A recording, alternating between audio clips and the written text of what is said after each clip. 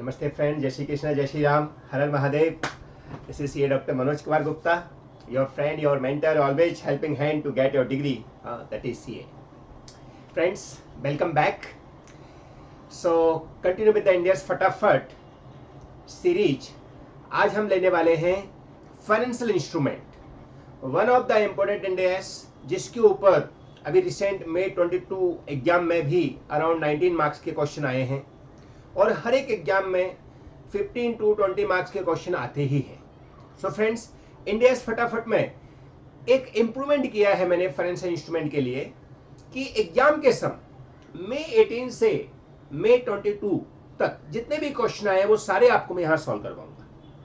तो आपका जो फाइनेंशियल इंस्ट्रूमेंट का डर है वो खत्म हो जाएगा और मनोज के एफआर का लॉजिक भी समझ आएगा। ठीक है, तो सारे एग्जाम के समय हम करने वाले हैं। पहले ये में जो सिस्टम है कि कैसे स्टडी करना है, एग्जाम में फाइनेंशियल इंस्ट्रूमेंट के ऊपर क्या मांगा जाता है, उस सब के मैंने बेस पर अपनी कलरफुल बुक बनाई हुई है, as you all know, Manoj के एफआर कलरफुल बुक। तो उसके अंदर जो सारे नोट्स हैं वो मैं आपको पहले एक बार गो थ्रू करवा देता हूं कि फाइनेंशियल इंस्ट्रूमेंट के अंदर क्या क्या करना चाहिए, क्या क्वेश्चन एग्जाम में आते हैं, कैसे उनको टैकल करना है। तो पहले हम वो डिस्कस करेंगे, उसके बाद हम एग्जाम के सारे सम लगाएंगे। ठीक है, so friends, first of all financial instrument include 3 इंडेस 109, 107 and 32। ये तीनों इंडेस का ऑब्जेक्टिव फाइनेंशियल इंस्ट्रूमेंट को रिप्रेजेंट करना है कि कैसे कोई भी फाइनेंशियल इंस्ट्रूमेंट का इंपैक्ट हमारे फाइनेंशियल स्टेटमेंट में दिखाया जाए, जिससे वो ट्रू एंड करेक्ट व्यू दे सके। फ्रेंड्स, फाइनेंशियल इंस्ट्रूमेंट का जो एज पर आप बोल सकते हो मॉड्यूल और एज पर टेक्निकल मीनिंग बहुत बड़ा लंबा चौड़ा है, लेकिन जो सिंपल वर्ड में मैंने एक्सप्लेन किया है कि फाइनेंशियल इंस्ट्रूमेंट मतलब any instrument which can generate cash, वो सब फाइनेंशियल इंस्ट्रूमेंट होता है। लेकिन यहां पर काउंटिंग क्या करना है उसके लिए, तो ये फाइनेंशियल इंस्ट्रूमेंट बोलता है कि सर, आप कोई भी अकाउंटिंग के लिए क्लियर पिक्चर दीजिए। फाइनेंशियल इंस्ट्रूमेंट क्या चाहता है कि आप कभी भी कुछ मिस इंटरप्रिटेशन ना करो, आप ऐसा कुछ ना बनाओ जिससे कुछ बोलना और चाहते हो और होता कुछ और। आप ऐसा करिए जो आप बोल रहे हो। जैसे एग्जांपल के लिए, हमने कोई ऐसा एम्प्लॉय को बेनिफिट दे दिया जो हम उसको शो ही नहीं कर रहे हैं। जैसे इंटरेस्ट रेट मार्केट में चल रही है से 10%, फॉर एग्जांपल हमने एम्प्लॉय को बोला तेरे को हम लोन दे देते हैं 4%। नाउ क्वेश्चन कि 10% रेट चल रही है, आपने एम्प्लॉय को 4% पे क्यों दिया? अरे भाई, हमारा एम्प्लॉय हम दे सकते हैं, बिल्कुल दो सर, नो प्रॉब्लम। लेकिन आप ये शो करिए कि आपने 10% पे लोन नहीं दिया बल्कि 4% पे दिया और 6% इनडायरेक्टली एम्प्लॉय को बेनिफिट दिया। अब वो इनडायरेक्टली बेनिफिट दिया, उसको डायरेक्टली दिखाओ इधर। माने आप ये शो करो कि आपने ओवरऑल 10% इंटरेस्ट लिया है सामने वाले से, उसमें 4% आपने उससे रिकवरी कर ली और 6% का उसको बेनिफिट दिया है, जो कि एम्प्लॉय बेनिफिट में आपको एक्सपेंस की तरह क्लेम करना चाहिए। ऐसे ही अगर हमने कुछ डेब्ट इशू किए या डिवेंचर इशू किए, कन्वर्टेबल डिवेंचर इशू किए, कन्वर्टेबल बॉन्ड इशू किए, क्या बोला कि मार्केट में रेट चली है 10%, लेकिन हमने 6% ही इशू किए, लेकिन उनको कन्वर्ट किया जाएगा इक्विटी में आफ्टर 3 ईयर, आफ्टर 5 ईयर और व्हाटएवर पीरियड। तो इसका मतलब क्या हुआ कि रेट मार्केट में 10% चल रही है, व्हाई एनीवन एक्सेप्ट फॉर 6%? तो रीजन, उनको इक्विटी चाहिए। मींस आपने डिवेंचर इशू नहीं किए बल्कि आपने इक्विटी भी इशू कर दी, क्योंकि जो 4% का सामने वाला लॉस बियर करने को रेडी है, that is because of he want equity. In similar way, आपने सपोज कोई ऐसे लोन बोल दिया कि किसी को रेंट फ्री आपने घर दे दिया पड़ा, एग्जांपल के लिए आपका कोई घर है, फ्लैट है मुंबई में, आपने किसी को रेंट फ्री में दे दिया, बोले तू रहे ऐसे। अब क्वेश्चन भाई कैसे रह रहा है? तो अगर आपका एम्प्लॉय है, इसका मतलब आप उसको कुछ बेनिफिट दे रहे हो, रेंट फ्री अकोमोडेशन दे रहे हो, तो उसका सैलरी हेड में कैलकुलेशन होना चाहिए। ऐसे ही आप अगर कोई दोस्त को दे दिया, उसके बदले आपने दोस्त से बोला कि तू मेरे को 20 लाख का लोन दे दे, मैं तेरे को रेंट नहीं लूंगा, तो मेरे से इंटरेस्ट मत लेना। तो ऐसे केस में क्या हुआ कि वो जो इंटरेस्ट है वो आपने रेंट के अगेंस्ट में एडजस्ट कर दिया। तो ऐसा कोई क्वेश्चन अभी तक आया नहीं है, लेकिन ये भी एक फाइनेंशियल इंस्ट्रूमेंट है। वो बोलते हैं कि आप इसकी क्लियर पिक्चर दिखाइए, आप अपना रेंट वसूल करिए और सामने वाले को आप इंटरेस्ट भरिए जो आपने लोन लिया है। आपने रेंट फ्री अकोमोडेशन सामने वाले को दिया है क्योंकि आपने लोन ले रखा है उससे इंटरेस्ट फ्री, तो उन दोनों को आप दिखाइए। आप नेट आपका नील होएगा क्योंकि रेंट आपकी इनकम बनेगी, इंटरेस्ट आपका एक्सपेंस बनेगा, तो नील बनेगा। लेकिन यू शुड शो ऐसा नहीं है कि फाइनेंशियल इंस्ट्रूमेंट बोलता है कि आप ऐसा नहीं कर सकते हो। जो मैंने सारे केस आपको बताए वो सब केस हम कर सकते हैं, लेकिन वो क्या चाहता है कि you should show the clear picture. एक सिंपल वर्ड में आपको समझा रहा हूं फ्रेंड्स, क्योंकि देखो फाइनेंशियल इंस्ट्रूमेंट के जो टेक्निकल वर्ड हैं वो तो बहुत लंबे चौड़े हैं, और मैं चाहूंगा उनको भी हम डिस्कस करेंगे, वो भी मैंने नोट्स में इंक्लूड कर रखे हैं। लेकिन जो एग्जाम के लिए तैयार होना है वो हमको क्या करना है कि ये पता रहे कि फाइनेंशियल इंस्ट्रूमेंट चाहता है कि सबकी क्लियर पिक्चर आनी चाहिए। Whatever you are doing, you should show it clear. That is the objective of this particular chapter. Okay friends, so देखो ये सारे वर्ड मैंने जो लिखे हैं इन्हीं वर्ड के बेस पर लिखे हुए हैं, you can read it. जैसे objective financial instrument saying that we should clear all financial transaction in detail, means we are giving our house to one of our friend at free of rent, and in other hand we take our friend gives us some loan at interest free loan दे दिया, then it fraud according to government. हाँ होना चाहिए ना, क्योंकि वो क्या बोलना चाहता है कि आपने इंटरेस्ट रेंट नहीं ले रहे हो, आप इंटरेस्ट नहीं ले रहे हो, तो इसका मतलब क्या हो रहा है कि आप दोनों तरफ से जो एक इनकम एक्सपेंस का जरिया है उसको छुपा रहे हो। तो as per financial instrument both should be shown income and expenditure, भले नेट इफेक्ट निल हो जाएगा but you should show. So financial instrument क्या बोलता है कि यही क्लियर पिक्चर आप दिखाओ, वो चाहे कोई सा भी पार्ट हो। Okay bro, so this is financial instrument का मीनिंग। अब इसमें क्या क्या कवर होगा जिसके ऊपर क्वेश्चंस बनते हैं एग्जाम के ऊपर, तो मैंने अभी बताया आपको कि कैसा भी क्वेश्चन घुमा सकता है वो, इट्स नॉट फिक्स कि आपको ऐसा ही क्वेश्चन आएगा। फिर भी हमने 3 पार्ट में क्वेश्चन को बांट रखा है कि 3 टाइप के प्रॉब्लम इसमें कवर हो सकते हैं, जिसमें एक आता है डेब्ट इक्विटी कंपोनेंट, जो कि अभी May 22 एग्जाम में भी आया था, 14 मार्क्स का आया था। हाँ बॉन्ड को आपने देखा होगा, शायद क्वेश्चन आपने सॉल्व भी किया होगा, क्वेश्चन 4A था। सो डेब्ट इक्विटी कंपोनेंट, जिसमें अपन को क्या करना है, जैसे मैंने एग्जांपल जो आपको दिया कि हमने डिवेंचर इशू किए जो कि मार्केट रेट के कंपेयर, मार्केट इंटरेस्ट रेट के कंपेयर कम है, but still people are accepting it because it are convertible. So equity का पार्ट कितना है वो हमको अलग से दिखाना है। उसके लिए क्या करना पड़ेगा वो भी सिस्टम में आपको एक्सप्लेन करूंगा।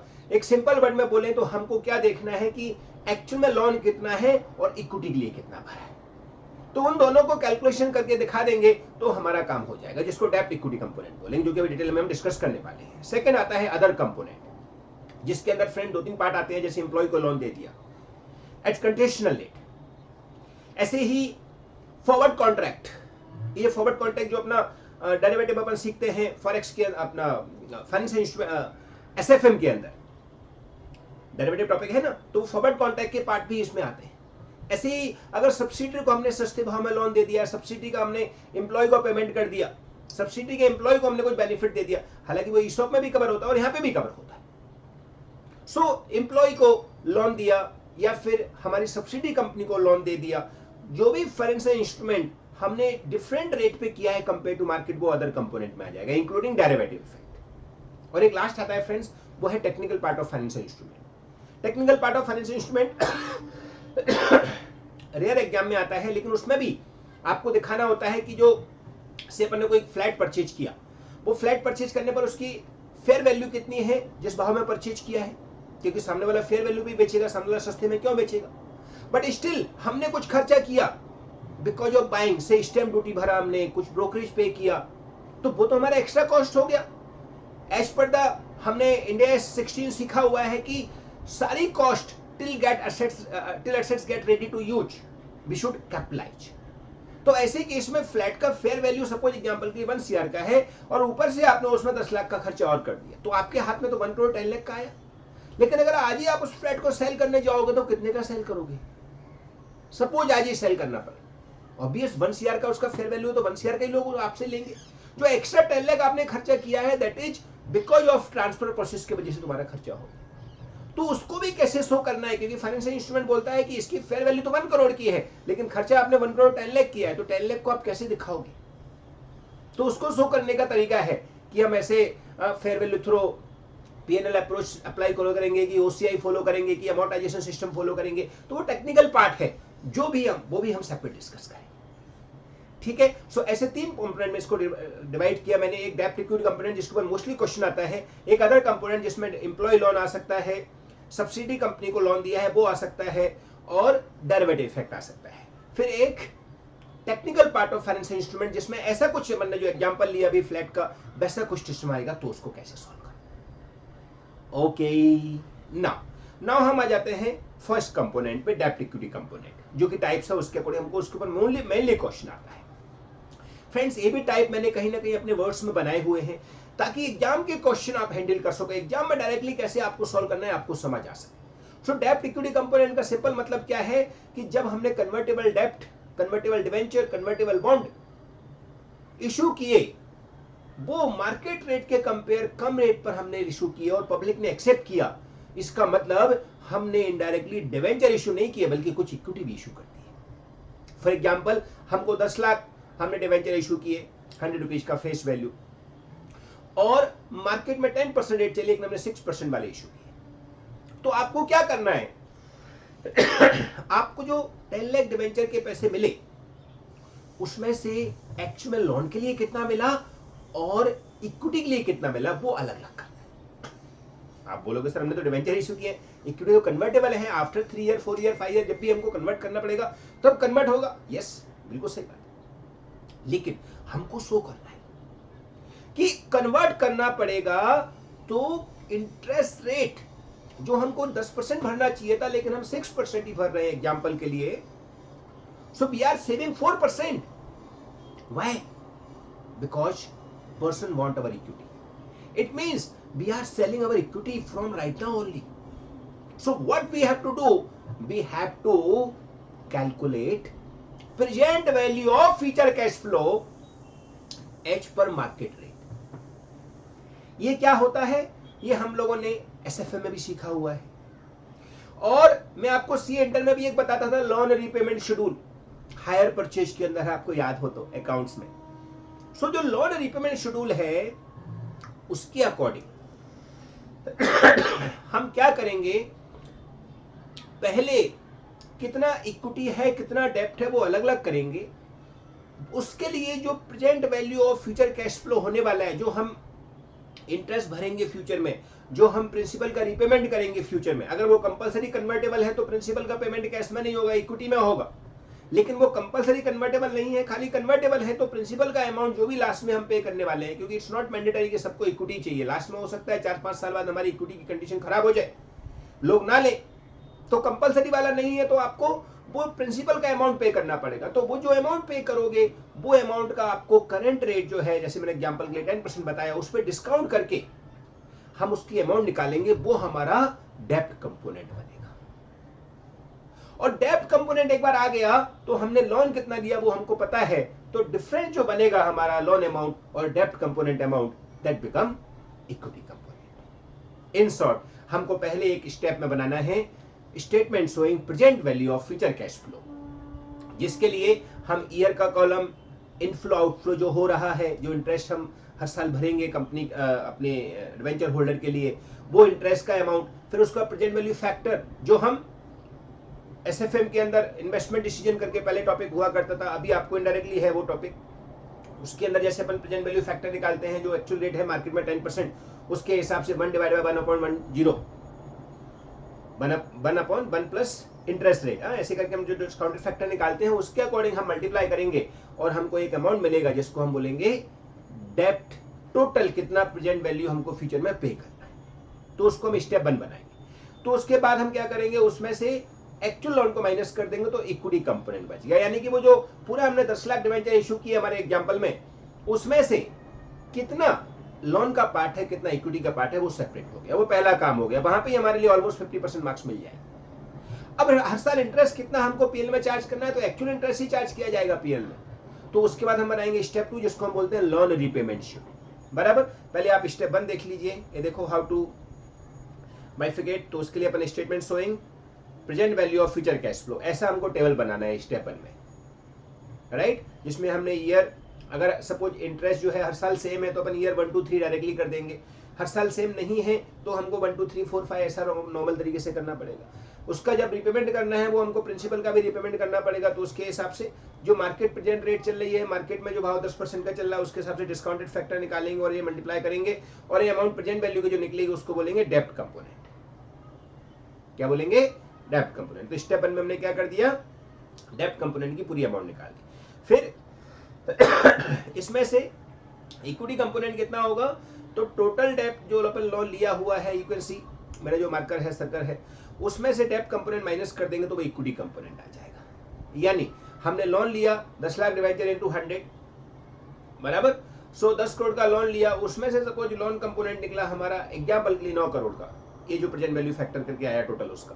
सो 9 करोड़ में से हमने 10 करोड़ में से 9 करोड़ का लोन हो गया तो 1 करोड़ का हमारा इक्विटी बन जाएगा, तो 1 करोड़ इक्विटी दिखा देंगे। तो उसके बाद उसकी एंट्री क्या पास करेंगे, तो हमको मिले भले 10 करोड़ 10 लाख डिवेंचर इनटू 100, लेकिन उसके 10 करोड़ में से हमारा 9 लाख का निकला डेप्ट जो कि लोन के लिए है, और 1 लाख इक्विटी के लिए हमने अभी ले लिया। तो इसकी एंट्री क्या होगी, बैंक अकाउंट डेबिट जो हमारे हाथ में आया, उसमें डेप्ट कंपोनेंट जो हमने ऊपर स्टेप 1 में निकाला, और इक्विटी कंपोनेंट जो स्टेप 1 में हमने माइनस करके जो टोटल डेप्ट में से डेप्ट कंपोनेंट माइनस कर दिया, तो वो इक्विटी कंपोनेंट में ट्रांसफर। अब जो डेप्ट कंपोनेंट है उसको रीपेमेंट शेड्यूल में लेके जाएंगे, ये देखो मैंने हाईलाइट कर रखा है। वो रीपेमेंट शेड्यूल में जाके हमको हर साल इंटरेस्ट कितना चार्ज करना है, वो क्वेश्चन में पूछा जाता है कि हर साल इंटरेस्ट कितना चार्ज होगा, वो निकालिए। और एक बार वो निकल गया तो हमारा 90% सम खत्म। यहां पर हमारा डेप्ट इक्विटी सेपरेट हो गया तो 50% सम खत्म हो गया। अब उसका रीपेमेंट करने के लिए रीपेमेंट शेड्यूल बनाएंगे। तो नेक्स्ट स्टेप में आएंगे हम रीपेमेंट शेड्यूल, जो कि सिमिलर होता है, कई जगह हम यूज करते हैं इसको, एसएफए में भी कई जगह यूज करते हैं, सीए इंटर में भी आपने हायर परचेज चैप्टर जो किया है वहां पे ये यूज किया है। तो ये इक्विटी कंपोनेंट को तो इधर ही छोड़ दिया हमने, डेप्ट कंपोनेंट जो अपना रीपेमेंट करना है उसको हम रीपेमेंट शेड्यूल में लेके आ गए, और उसका फॉर्मेट बनाया हमने रीपेमेंट शेड्यूल का, डेट, पर्टिकुलर, इंटरेस्ट का अमाउंट, प्रिंसिपल इन इंस्टॉलमेंट, फिर इंस्टॉलमेंट और बैलेंस प्रिंसिपल।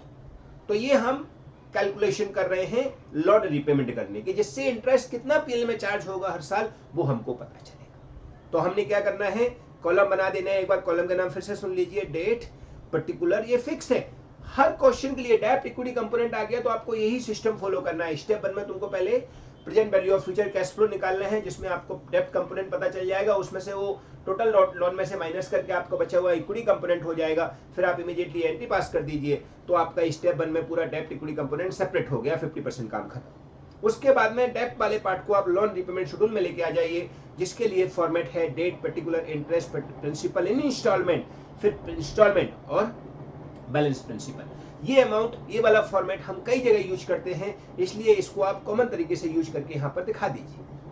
फिर आपने लोन कंपोनेंट ले लिया, यहाँ पर डेप्ट कंपोनेंट, उसके ऊपर फर्स्ट ईयर में इंटरेस्ट लगाया, कैलकुलेशन किया इंटरेस्ट का, जो मार्केट रेट चल रही है उस पर, एक्चुअल मार्केट रेट जो चल रही है। फिर वो इंटरेस्ट अमाउंट आ गया। अब इंस्टॉलमेंट कितना भरना है वो आपको यहाँ पे लिखा रहेगा, कितना हम सामने वाले को भर रहे हैं। इंटरेस्ट का पार्टी भर रहे हैं अकेला, तो इंटरेस्ट अकेला यहाँ पे लिखा है, देखो कैश आउटफ्लो इनफ्लो में, जो loan present value of future cash flow निकाला है। तो फ्यूचर में हम जो पे करने वाले हैं वही एक्चुअल में इंस्टॉलमेंट हम यहाँ भरेंगे। तो इंस्टॉलमेंट हमने यहाँ भर दिया।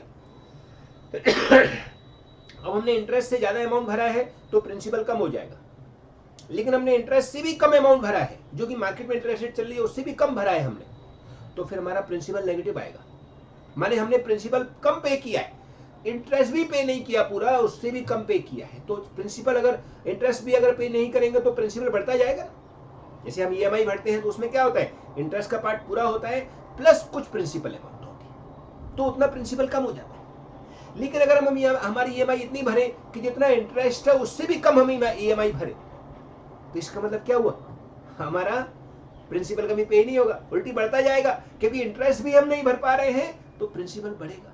तो इसके लिए यहाँ पे आपको याद रखना है, भरा कितना दैट इज इंस्टॉलमेंट, इंटरेस्ट कितना, ये हमारा इंटरेस्ट वाला कॉलम, इन दोनों का डिफरेंस प्रिंसिपल होगा। ये नेगेटिव भी हो सकता है क्योंकि यहाँ पर हम इंटरेस्ट कम भर रहे हैं, 6% इंटरेस्ट रेट हमने लिया, तो 6% जबकि मार्केट में 10% चल रहा है, तो हमने डेप्ट इक्विटी को सेपरेट कर दिया। उसके बाद में एक्चुअल में वो प्रिंसिपल अमाउंट हमारा ऑटोमेटिक पे होगा, डोंट वरी, आगे पे होगा, अभी पे नहीं हो पा रहा है लेकिन आगे हम इकट्ठा पे करेंगे। तो आपको क्या करना है, डेप्ट इक्विटी को सेपरेट कर देना है। इसमें आपको देखना है कि यहाँ पर इंटरेस्ट अमाउंट आपने जो एक्चुअल में भरा है, जो एक्चुअल में इंटरेस्ट आपको लगा है और उसमें से आपने भरा कितना है, वो आपको स्टेप 1 से जो आपने present value of future cash flow जो फ्यूचर में आप देने वाले हो उस अमाउंट में से आपको निकालना है। और उसके अकॉर्डिंग यहाँ पर प्रिंसिपल नेगेटिव भी हो सकता है, नेगेटिव होगा तो इस प्रिंसिपल में और ऐड हो जाएगा, लोन और बढ़ जाएगा, और अगर पॉजिटिव प्रिंसिपल हमने पे किया तो थोड़ा प्रिंसिपल कम हो जाएगा।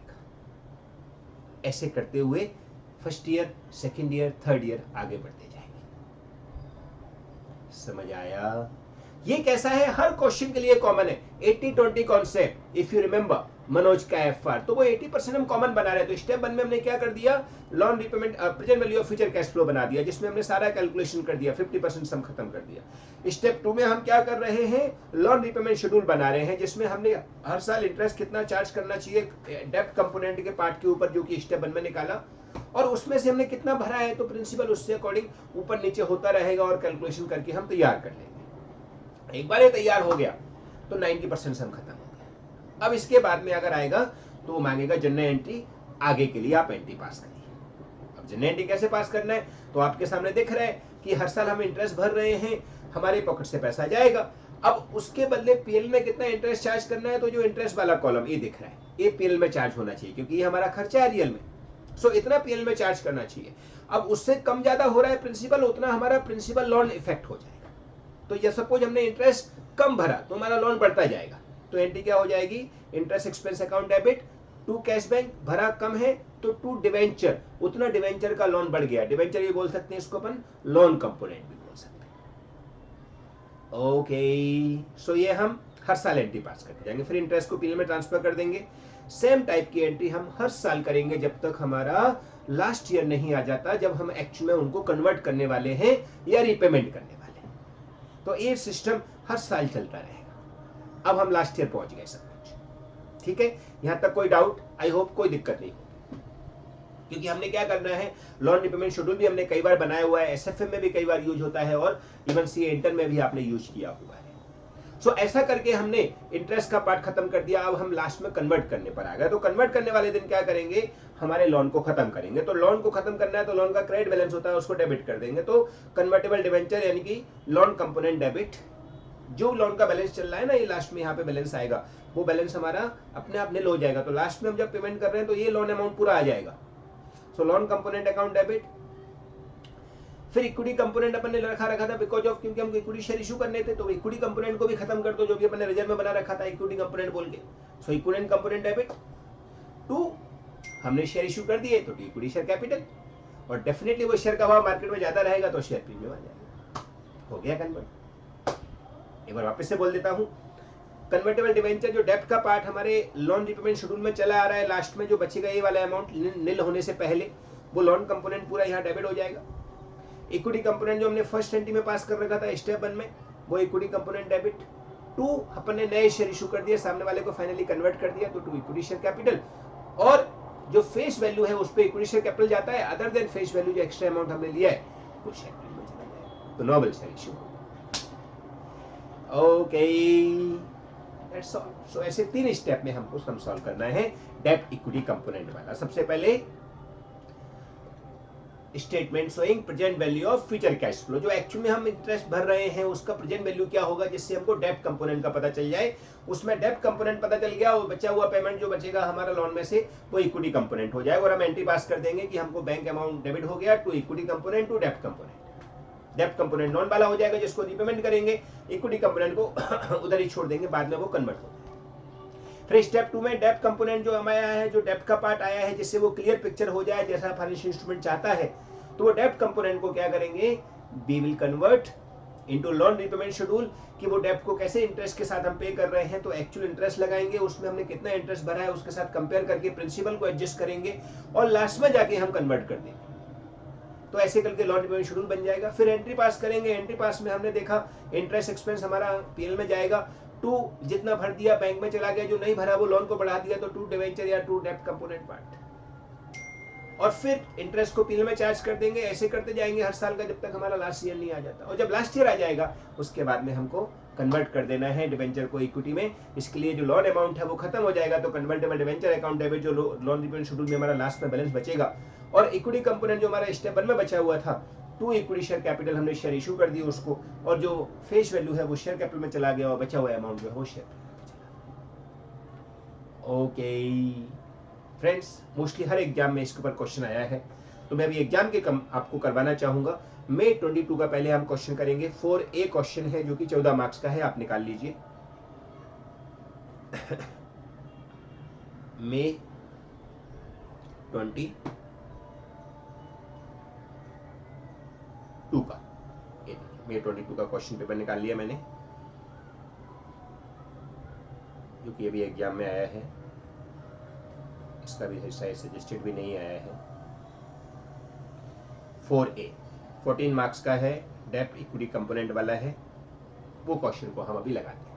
ठीक है, May 22 question paper 4A question 14 marks. X Limited issued 1.5 crores convertible bond on 1st April 2018. The bond have life of 8 years, okay, and face value of 10 each, and offer interest 5.5% per annum payable at the end of the each financial year. So these are convertible, not compulsory convertible. Okay. आप बोलोगे sir compulsory convertible होता तो क्या होता, तो हम last में principal को रीपे नहीं करते, फिर हम इक्विटी देते हैं, उनको मैंडेटरी होता है। यहाँ पर हम शेयर के बजाय हम कैश भी दे सकते हैं, राइट। ठीक है, bond are issued at their face value, मतलब फेस वैल्यू पे इशू किया है, तो 1.5 करोड़ की अमाउंट ये है directly. And each bond can be convertible into one ordinary share of X limited at any time in the next 8 year. अब at any time next year, 8 year मतलब क्या हुआ, अभी 8 ईयर में कभी भी कन्वर्ट हो सकता है, तो उसको बताना पड़ेगा कब कन्वर्ट किया है भाई, तो हमको डेट बताएगा वो। ठीक है, आगे companies of the similar risk profile have recently issued debt with a similar term without the option for conversion at a rate of 7% per annum. Means क्या हुआ फ्रेंड्स, तेज बारिश आ गई।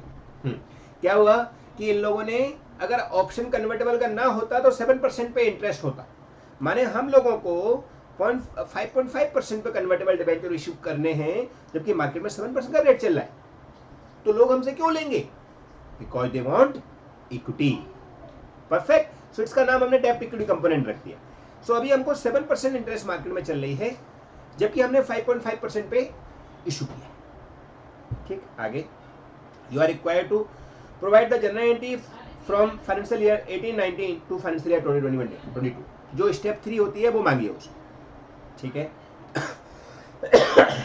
फिर calculate the interest expense across all 8 year of the life of the convertible bond. जो loan repayment schedule होता है ना, जिसमें हम इंटरेस्ट दिखाते हैं कितना इंटरेस्ट चार्ज करना चाहिए लोन कंपोनेंट के ऊपर, वो स्टेप ये पार्ट हो गया।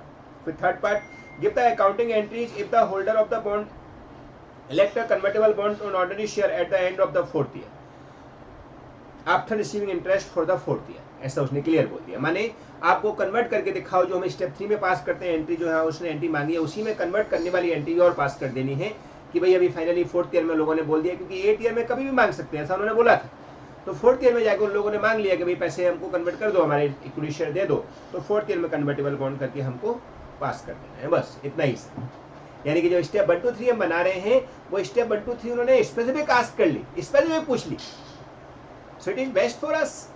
हम तो स्टेप 1 2 3 नॉर्मली बनाते, अगर वो नहीं भी पूछता है स्पेसिफिक करके, खाली बोल देता है एक्सप्लेन करो या बताओ क्या ट्रीटमेंट होगा, तो भी हम स्टेप 1 2 3 बनाते, लेकिन उसने यहाँ पे मांग लिया स्पेशली स्टेप। ओके, सो करेंगे फ्रेंड्स, लेट्स स्टार्ट। फटाफट करना है, 14 मार्क्स का है, मैक्सिमम 20 मिनट्स हो जाएगा, मैक्सिमम 20 मिनट्स, राइट। तो करिए फ्रेंड्स फटाफट, मैं भी चालू करता हूँ।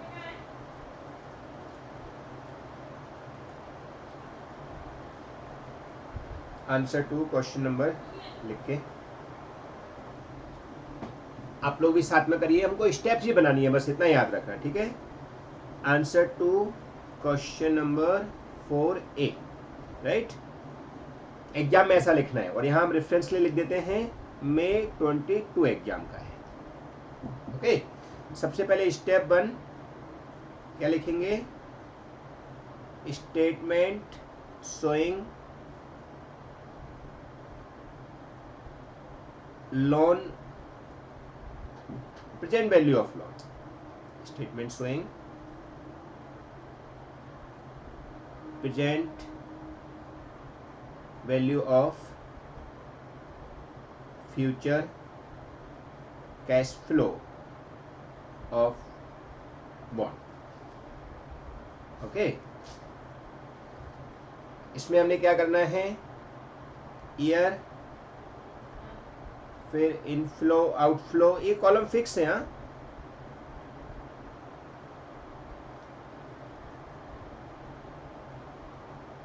इनफ्लो और आउटफ्लो, क्योंकि इनफ्लो मतलब पैसा आएगा, आउटफ्लो मतलब पैसा जाएगा। फिर प्रेजेंट वैल्यू फैक्टर, जो कि at the rate of market rate लेनी है, दैट इज 7%, राइट। और लास्ट में प्रेजेंट वैल्यू, लाइन ड्रॉ कर लीजिए। बराबर है 0 में हमको लोन मिलेगा, फिर उसका हम रीपेमेंट करना चालू करेंगे। तो हमको रीपेमेंट चालू करना है, वहाँ से ही लोन कंपोनेंट का अमाउंट चालू करना है। ठीक, सो लेट्स 1.5 करोड़ का लोन लिया है, 5.5% interest in and of the each financial year हमको भरना है। तो 1.5 करोड़ के ऊपर 5.5% हमको भरना है। सो 1.5 करोड़ इंटू 5.5%, हर साल हमको कितना भरना है 0.0825। तो हम रुपीज इन लैक्स लिख देते हैं। करोड़ नॉर्मल दिख रहा है तो थोड़ा डिफिकल्ट हो जाएगा, नॉर्मल लैक्स लिख देते हैं। 1.5 करोड़ इंटू लैक्स में कन्वर्ट कर देते हैं, यानी कितना हो जाएगा ये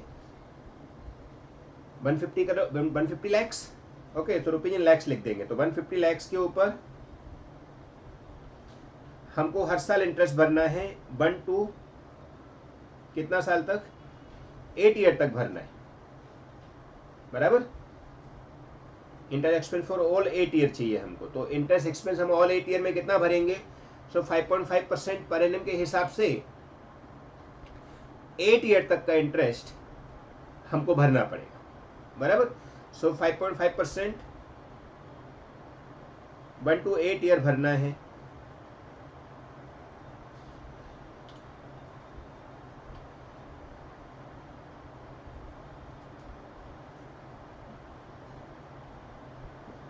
कितना इंटरेस्ट होता है 150 लाख के ऊपर 5.5%,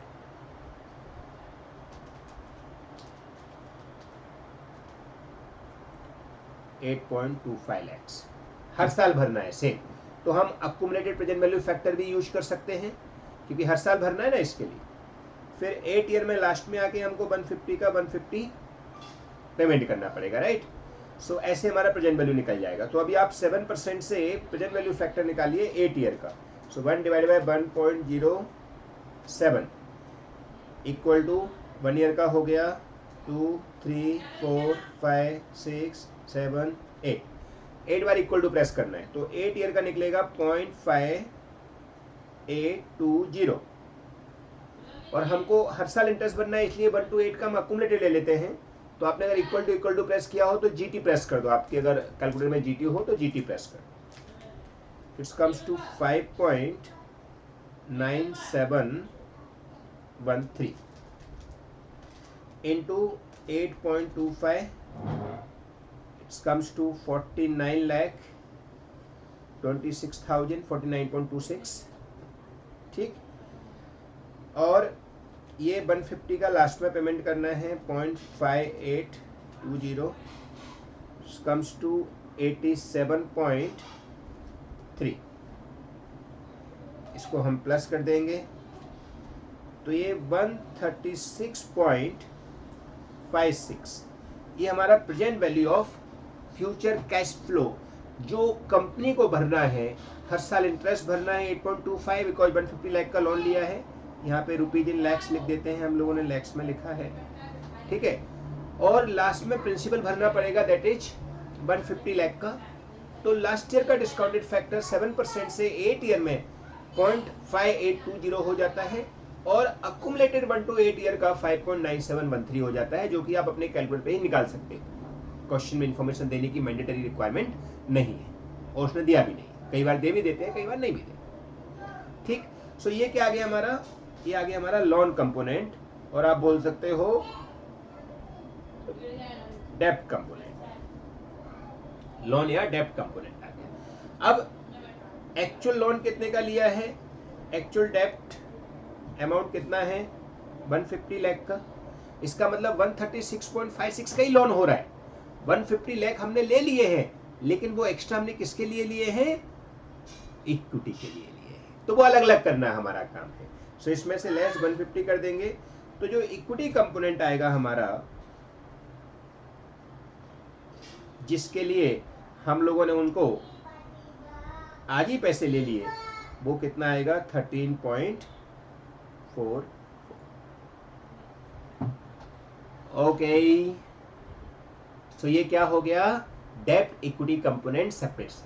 इमीडिएटली हम एक एंट्री पास कर देते हैं, जिससे ये क्लियर हो जाएगा कि हमने डेब्ट इक्विटी को अलग कर दिया और हमारा 50% सम खत्म हो जाएगा। इनकी 14 मार्क्स में से 7 मार्क्स हमारे पक्के हो जाएंगे। ठीक है, एंट्री क्या हो जाएगी, बैंक अकाउंट डेबिट जो कि हमको हाथ में पैसे आए 150, टू बॉन्ड या डेब्ट component 136.56 and 2 equity component 13.44। Narration लिख देंगे, बीइंग कन्वर्टेबल बॉन्ड इशू। ये हमने जिस दिन बॉन्ड इशू किए यानी कि डेट है उस दिन 1 अप्रैल 2018 को ये एंट्री पास कर दिया 148। ठीक है, अब हम तो अपने स्टेप से चल रहे हैं, बाद में हम आंसर नंबर भी डाल देंगे कि आंसर 1 आ गया, आंसर 2 आ गया, 3 आ गया। अब अपनी स्टेप के अकॉर्डिंग हमने स्टेप 1 को कंप्लीट कर दिया कि हमने डेब्ट इक्विटी और इक्विटी कंपोनेंट को सेपरेट कर दिया। अब स्टेप 2 में हमको क्या करना है, हमको बनाना है लोन का रीपेमेंट शेड्यूल। ठीक है, वो नीचे पहुंच गया है, कोई बात नहीं।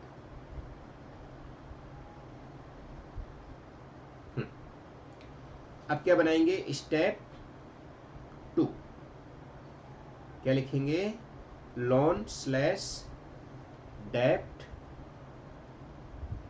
रीपेमेंट शेड्यूल, जो हम लोन कंपोनेंट वाले पार्ट के लिए बनाएंगे, जिसके कॉलम भी फिक्स है, वो भी आप अच्छे से यूज कर लीजिए।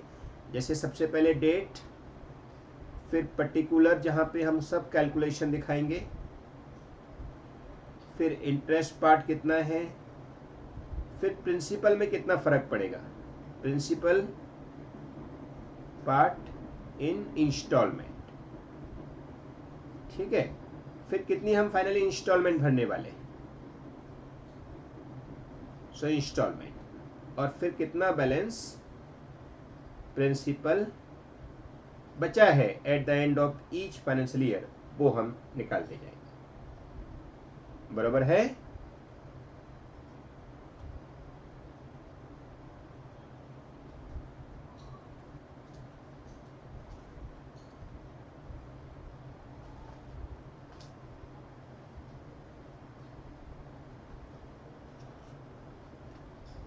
क्या क्या कॉलम बनाया, date, particular, interest, principal part in instalment, फिर इंस्टॉलमेंट एंड बैलेंस प्रिंसिपल।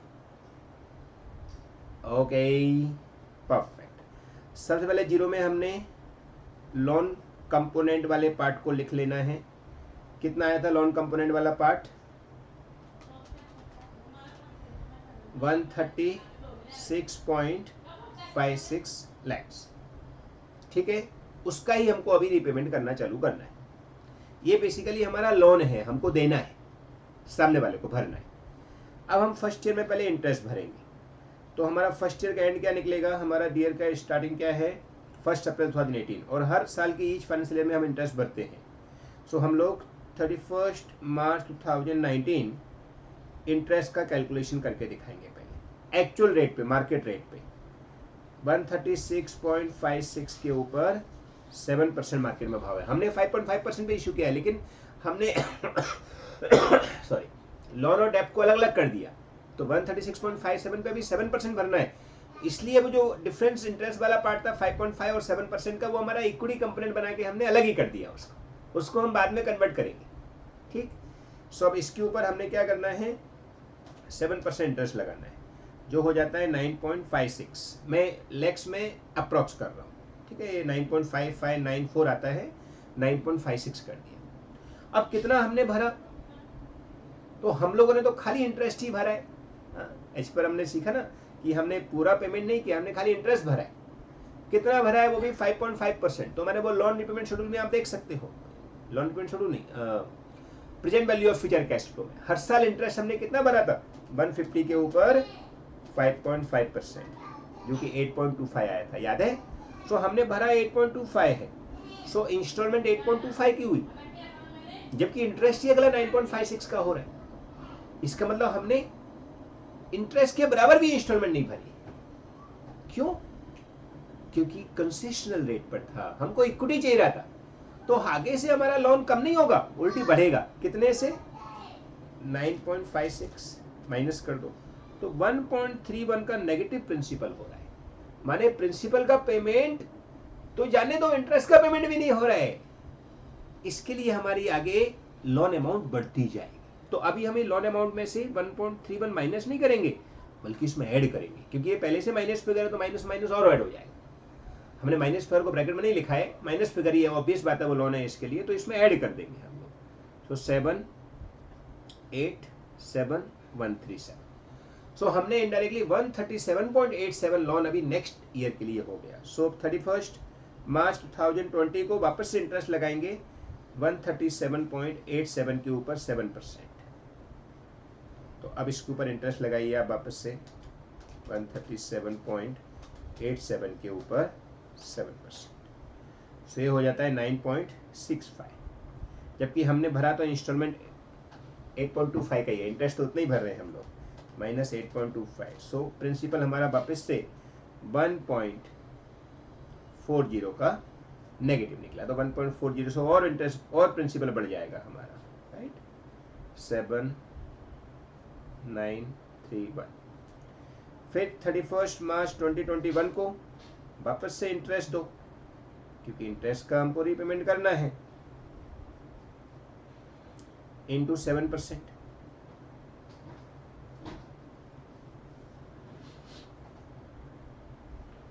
बराबर है, कितना हो जाएगा? 139.27 का 7%, 9.75। लेकिन इंटरेस्ट तो हमने 8.25 भरा है, सो वापस से 8.25 माइनस हो जाएगा, कम्स टू 1.50।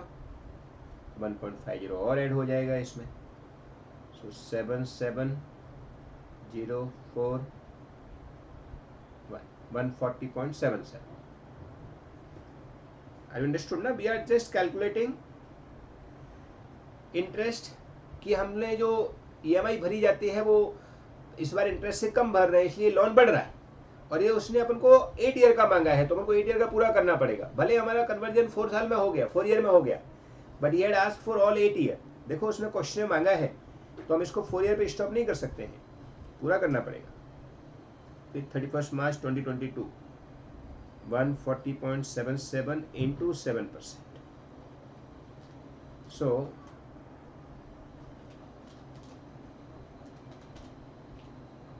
140.77 के ऊपर 7%, 9.85। लेकिन भरा तो हमने 8.25 है।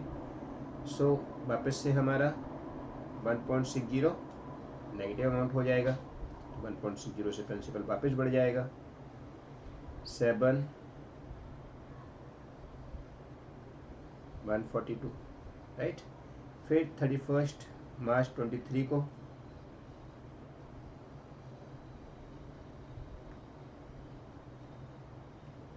बंद हो गया एक्स, आगे। सो 31 मार्च 2023 को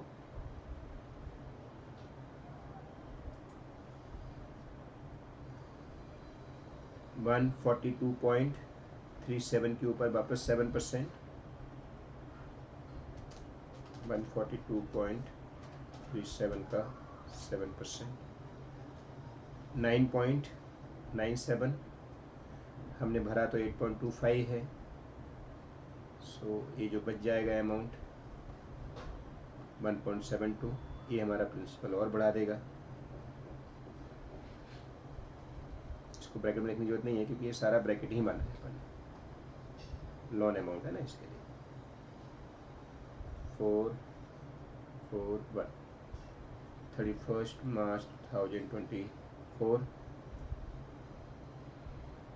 144.09 इंटू 7%,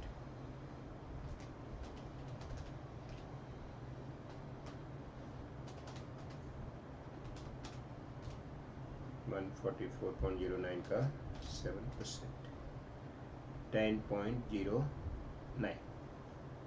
लेकिन भरा तो हमने 8.25 है, सो प्रिंसिपल हमारा कितने से बढ़ जाएगा 1.84 बराबर 1.84 से वापस प्रिंसिपल बढ़ गया। सो अमाउंट हो जाएगा 145.93 राइट 25 145.93 into 7%,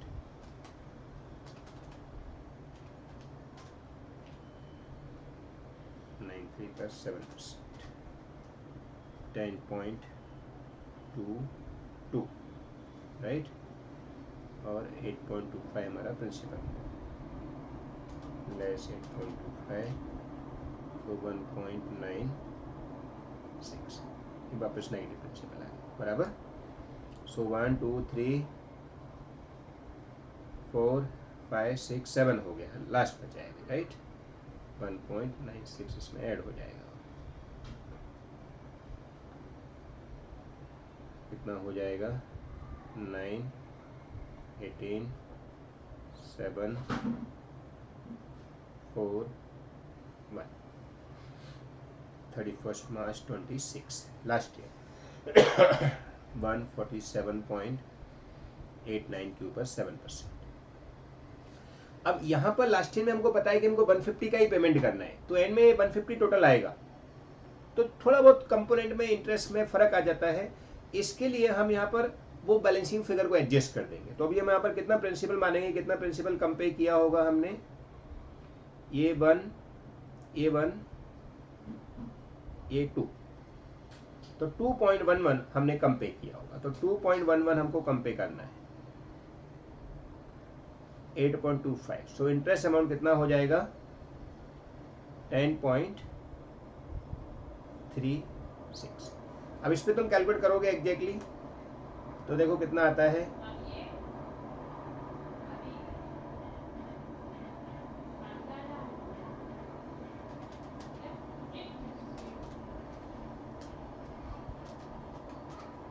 तो आता है 10.35 आता है। तो ये 36 कर दिया हमने क्योंकि ये फ्रैक्शन को खत्म करना है। ये एंड में हमारा 150 हो जाएगा क्योंकि लोन तो 150 का ही था ना, तो लास्ट में 150 हमको पे करना है eight the end of the 8 year. इसके लिए उसने 8 ईयर का इंटरेस्ट अमाउंट मांगा है, ठीक है। सो हम नॉर्मल इंटरेस्ट लगा तो 10.35 आता, उसके बजाय हमने क्या किया, ये बैलेंसिंग फिगर बना दिया 10.36, जिससे फ्रैक्शन यहाँ पे नहीं रहा और एग्जैक्टली 150 का 150 आ गया, नहीं तो 149.99 आता। ओके, सो ये फ्रैक्शन को कवर करने के लिए होता है, तो इस पे हम स्टार लगा देंगे एक छोटा सा, और क्या लिख देंगे, at the last year interest amount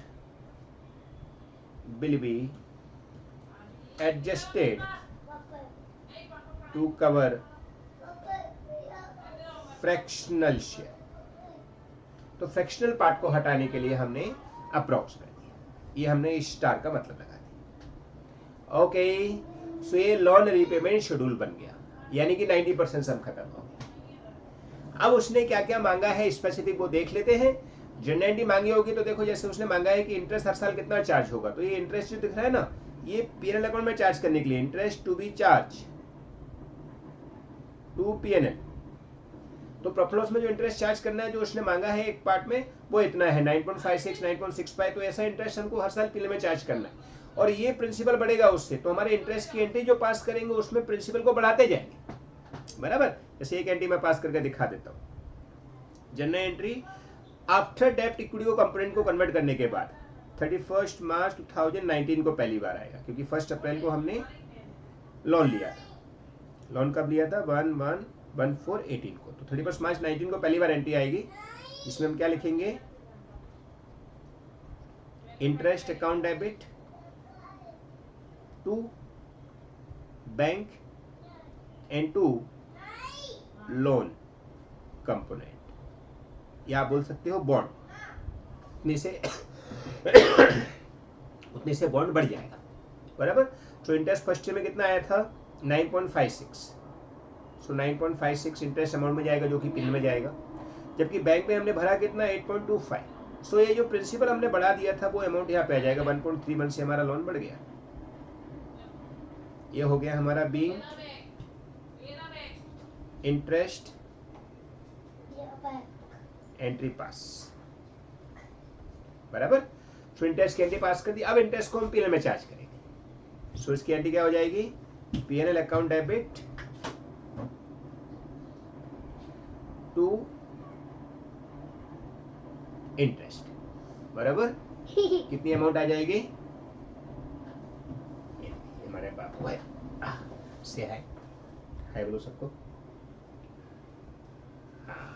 hi, very good, सबसे ज्यादा मस्ती करने वाला। हाँ, to interest that is 9.56। So being interest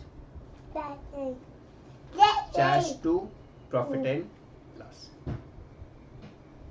okay, ऐसे हम हर साल एंट्री पास करते जाएंगे टिल 8 ईयर। अगर हमको हर साल इंटरेस्ट की एंट्री पास करने को बोले, और इसकी अमाउंट सब डिटेल में हमारे पास अवेलेबल है इस लोन रिपेमेंट शेड्यूल में, जिसमें इंटरेस्ट अमाउंट कितना है, प्रिंसिपल अमाउंट कितना है, सारा डिटेल में लिखा हुआ है। ओके, फिर लास्ट में कन्वर्ट करने के लिए पास करेंगे, राइट। उससे पहले हम एक बार क्वेश्चन में पूछ लेते हैं उसने मांगा क्या क्या है। अकॉर्डिंगली हम उसके आंसर लिख देते हैं, आंसर 1 2 3, जो 3 आंसर मांगे ना, तो तीनों का डिटेल लिख देते हैं। ठीक है, क्या मांगा है, provide the general entries from financial year 18-19 to financial year 2021-22। तो उसने हर साल की एंट्री मांगी है, मतलब अपन ने जो इंटरेस्ट की एंट्री पास की ना, वो भी अपन ने 18-19 की पास की, 19-20 की भी करनी है, 2021 की भी करनी है, और 2020 की करनी है। तो 3 एंट्री और पास करनी है। ठीक है, calculate the interest expense across all 8 year of the life of the convertible bond, वो अपन ने कर दिया। तो ये आंसर नंबर 2 अपन बना देते हैं इस लोन रिपेमेंट शेड्यूल को। इसका नाम क्या लिख देंगे, आंसर नंबर 2।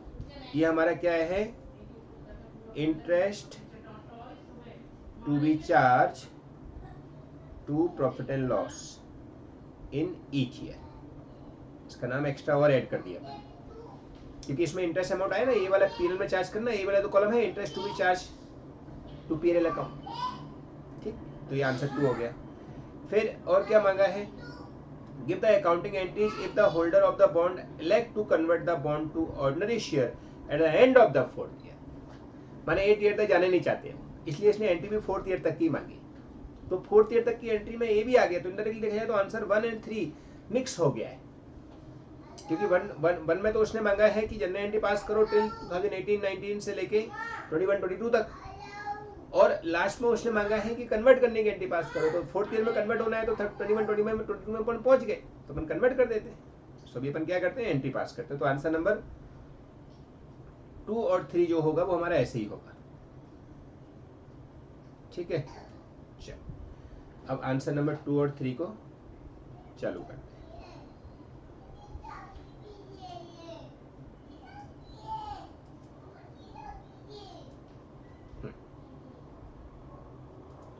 सो आंसर 2 3 में ये हमारा आंसर 1 और 3 चालू किया।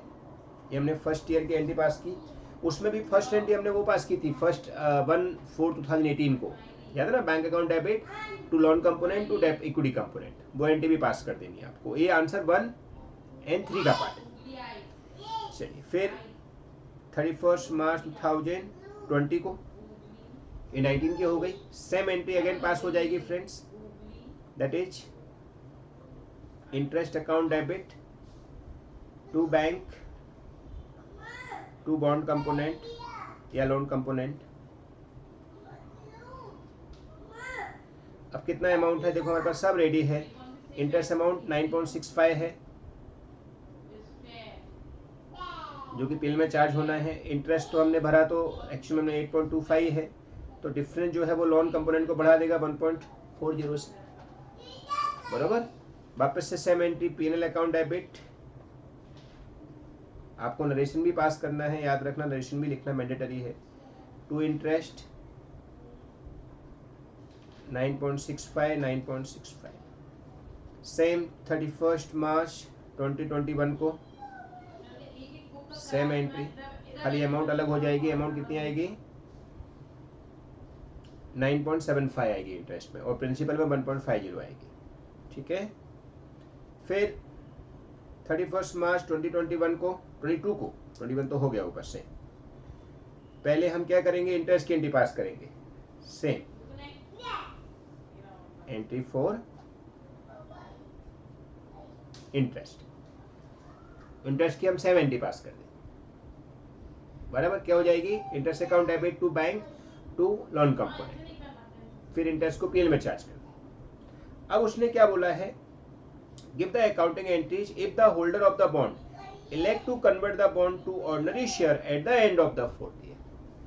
अब उन्होंने 4th ईयर के एंड में ही क्या डिसाइड कर लिया कि हमको तो कन्वर्ट करना है, 4th ईयर में कन्वर्ट करना है, जबकि हम तो 8 ईयर तक लेके गए। तो अभी 4th ईयर में कन्वर्ट करेंगे तो क्या करेंगे, 4th ईयर में कन्वर्ट की एंट्री पास कर देंगे। समझा कि नहीं? तो अब फ्रेंड्स एंट्री अपन को क्या करनी है, पहले चाहिए तो लास्ट ईयर की एंट्री और पास कर दो एक बार, स्पेसिफिक थर्ड में उसने मांगा है ये चीज, तो 3rd ईयर में लास्ट ईयर की एंट्री एक बार और करके दिखा दो। लास्ट ईयर मतलब 4th ईयर में डिसाइड कर लिया और 8 ईयर तक गई नहीं। So interest account debit to bank and to loan component और बॉन्ड कंपोनेंट। ठीक है, कितना आया था 4th ईयर में 22 को 9.85, राइट ना, 1 2 3 4 9.85। सो इंटरेस्ट 9.85 जिसका हमने पे कर दिया 8.25 और 1.60 हमारा लोन का अमाउंट बढ़ गया। फिर PNL account debit to interest 9.85 done. अब जो इक्विटी शेयर इशू करना है तो हमको क्या करना पड़ेगा, लोन कंपोनेंट को खत्म करना पड़ेगा। So loan component account debit, equity component को भी खत्म करना पड़ेगा। Equity component account debit to equity share capital, और अगर अमाउंट पता होगा तो शेयर प्रीमियम में चला जाएगा। ठीक है, अब चूंकि हम कौन से डेट को है, 31 मार्च 2022 को है, तो ये जो हमने लोन रिपेमेंट शेड्यूल बनाया ये हमने पूरे 8 ईयर का बनाया, तो 8 ईयर के एंड में अगर पहुंचते तो 150 लाख का हमारा लोन कंपोनेंट होता। लेकिन अभी हम खाली 4th ईयर में ही रुक गए, तो 4th ईयर में ये 1.6 ऐड करने के बाद में हमारा लोन कंपोनेंट का अमाउंट कितना है, ये अमाउंट पे रुक गए अपन। देखो मैं थोड़ा मार्क कर देता हूं रेड पेन से, इस अमाउंट पे अपन रुक गए। 31 मार्च को 1.60 ऐड किया, तो ये अमाउंट अभी हमारे लोन में एट प्रेजेंट दिख रही है 4th ईयर में। अगर हम 8 ईयर तक आते तो 150 हो जाता, ये देखो 150 8 ईयर में आके लास्ट में। लेकिन हम लोग 4th में ही रुक गए, बोले 4th में ही उन्होंने ऑप्शन एक्सरसाइज कर लिया कि बोले हमको तो इक्विटी शेयर में कन्वर्ट कर दीजिए आप। तो इसका मतलब 142.37 की हमारी बुक्स में भी लायबिलिटीज है। आई रिपीट, हमने 8 ईयर तक गई नहीं, 4th ईयर यानी कि 31 मार्च 2022 को ही हमने डिसाइड कर लिया कि वी विल कन्वर्ट। ऐसा सब लोगों ने बोल दिया हमको तो कन्वर्ट कर दीजिए, तो उस दिन हमारा लोन कंपोनेंट कितना है उसको ही हम खत्म करेंगे। अभी कन्वर्ट हो गया तो अभी लोन नहीं रहा। ये लोन रिपेमेंट शेड्यूल तो हमने 8 ईयर का बनाया, बिकॉज उसने मांगा है, लेकिन उसने 4 ईयर के बाद डिसीजन ले लिया कि हमको कन्वर्ट कर दीजिए, क्योंकि स्टार्टिंग में हमको नहीं पता था कि 4th ईयर में लोग एक्सरसाइज कर लेंगे। हमने उनको ऑप्शन दिया था कि आप 1 से लेकर 8 तक किसी भी पीरियड में एक्सरसाइज कर सकते हैं। Are you understood? सो हम क्या करेंगे, अभी 142.37 ये हमारा लोन कंपोनेंट चल रहा है, वो हम लोन को खत्म कर देंगे। इक्विटी कंपोनेंट हमने फर्स्ट एंट्री में पास कर रखा था, वो कितना आया था 13.44। इसका मतलब हमको इक्विटी शेयर कितने इशू करने पड़ेंगे, टोटल लगा दीजिए इनका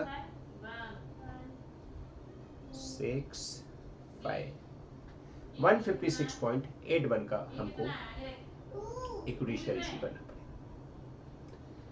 ओके सो फ्रेंड्स, ये और यहाँ पर लिखा नहीं है कि इक्विटी शेयर जो है वो फेस वैल्यू कितने का है। यहाँ पे 1.5 करोड़ का और value convert into 1 ordinary share any time in the next 8 year. तो वो इशू का उसने प्रीमियम वगैरह के अमाउंट के बारे में कुछ बताया नहीं है, तो हमारा सिंपली कन्वर्ट हो जाएगा और इसको हम आंसर नंबर 3 बोल देंगे। इसको हम क्या बोल देंगे, आंसर नंबर 3। ये जो है 31 मार्च का, इसको हम आंसर नंबर स्पेसिफिक 3 बोल देंगे, क्योंकि उसने बोला स्पेसिफिक कि भाई आप मान लीजिए कि हम 4th ईयर में जाके कन्वर्ट करने का कर रहे हैं, और यहाँ पर नरेशन भी लिख देंगे, being bonds are converted into equity.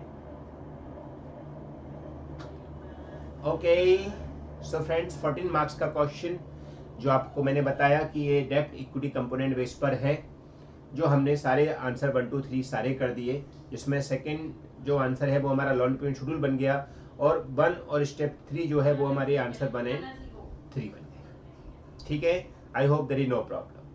Now friends, ऐसे क्वेश्चन एग्जाम में आपके जो मई 18 से आए हैं, अराउंड 5 क्वेश्चन ऐसे हैं जो इसी बेस पर है। हम करेंगे 5 के 5 क्वेश्चन को सॉल्व करेंगे, लेकिन 5 क्वेश्चन ऐसे हैं जो इसी बेस पर है। सो उन क्वेश्चंस को भी अपन एक प्रैक्टिस की तरह लगाएंगे, जिससे आपका डेब्ट इक्विटी कंपोनेंट एकदम क्लियर हो जाए। ठीक है, लेकिन अभी मैंने क्या सोचा हुआ है कि मैं एग्जाम में मई 22 से जाता हूं, तो मई 22 के जितने क्वेश्चन आए हैं उनको पहले सॉल्व कर लेते हैं, बराबर। उसके बाद में फिर अपन दिसंबर 21 में जाएंगे। सो ऐसे करके एक एक साल का चलेंगे तो वो ज़्यादा ठीक रहेगा। सो इसमें जो मई 22 में एक क्वेश्चन और आया है वो सेकेंड पार्ट के ऊपर आया है, तो सेकेंड पार्ट का मैं आपको और डिस्कशन करवा देता हूँ।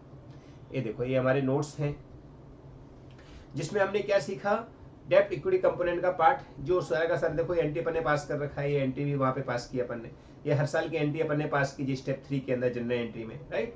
फिर हमने ये लोन रिपेमेंट शेड्यूल बनाया स्टेप 2 के अंदर, ये लोन रिपेमेंट शेड्यूल आपने बराबर से बनाया, एज इट इज बनाया जैसा यहाँ बनाया, और वैसा ही आपको जो 4-5 क्वेश्चन ओवरऑल में 18 से डेब्ट इक्विटी कंपोनेंट के ऊपर आए हुए हैं वो सब में ऐसे ही करना है।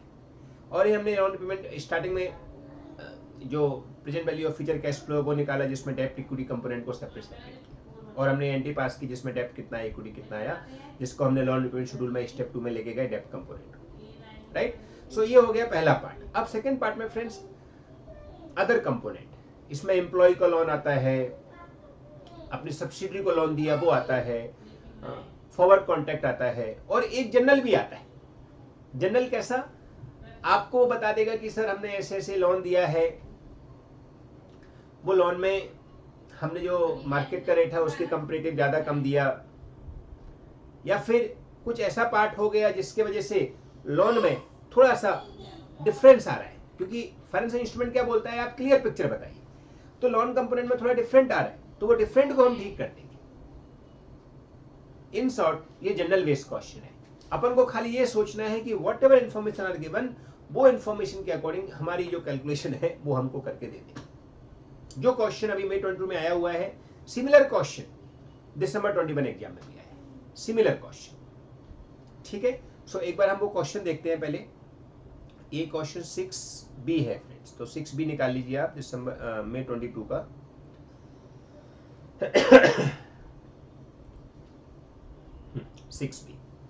X Limited has made borrowing from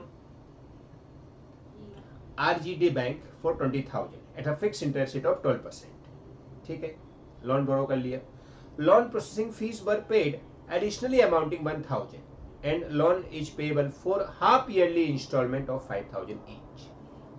देखो फ्रेंड्स, ये जो 1,000 हमने एक्स्ट्रा पे किया है ना, ये 1,000 हमारी पॉकेट से आज चला गया, तो हाथ में कितने आए, 99। तो हमको वो भी ध्यान रखना है कि अगर हाथ में 99 आए तो इफेक्टिव इंटरेस्ट रेट क्या हुआ, क्योंकि इंटरेस्ट तो 20,000 पे भरना है। ये देखो फ्रेंड्स, फाइनेंशियल इंस्ट्रूमेंट का जो काम है वो क्या है कि they want to show all clear picture. अब ये 22 एग्जाम में आया हुआ है, इसके लिए मैं करवा रहा हूं, नहीं तो पहले अपन डेब्ट इक्विटी कंपोनेंट के सम और भी कर सकते हैं जिनको आप ऐसे उड़ाओगे, जैसे आप पहला क्वेश्चन भी आपने किया, ये भी कोई बड़ी बात नहीं थी, सेम वे में अपन को बाकी क्वेश्चन करना। लेकिन यहाँ पर ये जनरल टर्म में क्वेश्चन आ गया कि हमने कुछ हजारों का खर्चा कर दिया, तो इसका मतलब हम इंटरेस्ट जो है वो 20,000 पे भरेंगे, लेकिन हाथ में हमारे 19,000 भी आया, क्योंकि 1,000 रुपीज हमारा प्रोसेसिंग फीस या जो भी एक्स्ट्रा खर्चा लग गया, और हमको उसको रिकमेंड कैसे करना है, 5,000 ईच इंस्टॉलमेंट हाफ ईयरली देनी है, ऐसा उसने क्लियरली बोला है। 4 इंस्टॉलमेंट में 20,000 का पेमेंट होगा, तो 5,000 करके 4 इंस्टॉलमेंट हाफ ईयरली हम भरेंगे। ठीक है, डिटेल आर एज फॉलोइंग। और क्या डिटेल दिया है, लोन अमाउंट जो कि ऊपर भी पता है हमको, date of loan starting date 1 April को लिया है, यहाँ नहीं लिखा था, यहाँ पे लिख दिया है 1 अप्रैल 2020 को। डेट ऑफ लोन फिनिश मतलब एंड हो जाएगा वो 31 मार्च 2022 को, 2 साल के अंदर, क्योंकि 4 इंस्टॉलमेंट हाफ ईयरली है तो 2 साल में खत्म हो जाएगा।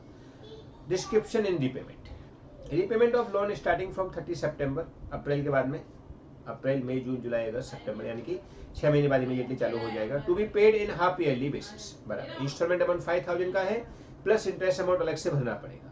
इंटरेस्ट रेट 12% पर एनम है, interest rate 12% per annum. Interest charge, interest to be charge and paid quarterly, ये स्पेशली बोल दिया कि हमको इंटरेस्ट जो है वो क्वार्टरली भरना है, यानी कि जो रिपेमेंट शेड्यूल बनेगा उसमें क्वार्टरली इंटरेस्ट भरना है। सो इंटरेस्ट अमाउंट अलग भरना है, प्रिंसिपल अमाउंट अलग भरना है। इस बार ऐसा क्वेश्चन हो रहा है, प्रिंसिपल अमाउंट 5000 रुपए का हर हाफ ईयरली में भरना है और इंटरेस्ट हर क्वार्टरली भरना है, ठीक है। अपफ्रंट फीस जो 1000 रुपए का खर्चा हुआ वो हुआ। Compute the interest to be charge to instalment of profit and loss every quarter over the period of loan. माने इसने क्या मांगा है, इंटरेस्ट का जो चार्ज किया जाता है पीएनएल अकाउंट में, यानी कि लोन रिपेमेंट शेड्यूल वाला इंटरेस्ट, लेकिन उसके लिए इंटरेस्ट रेट अलग होना जरूरी है ना। तो आगे उसने बता दिया, देखो the effective interest rate is 16.6%, क्योंकि इंटरेस्ट रेट अगर 12 की 12% है तो उसमें क्या कैलकुलेशन हुआ, तो उसने जो खर्चा हुआ 1000 एक्स्ट्रा, उस वजह से इंटरेस्ट रेट उसने कैलकुलेट कर लिया रिवर्स वे में जाके और बोला कि 16.60 इंटरेस्ट रेट। तो हमको क्या करना है फ्रेंड्स, हमको खाली स्टेप 1 एंड 2 बनाना है।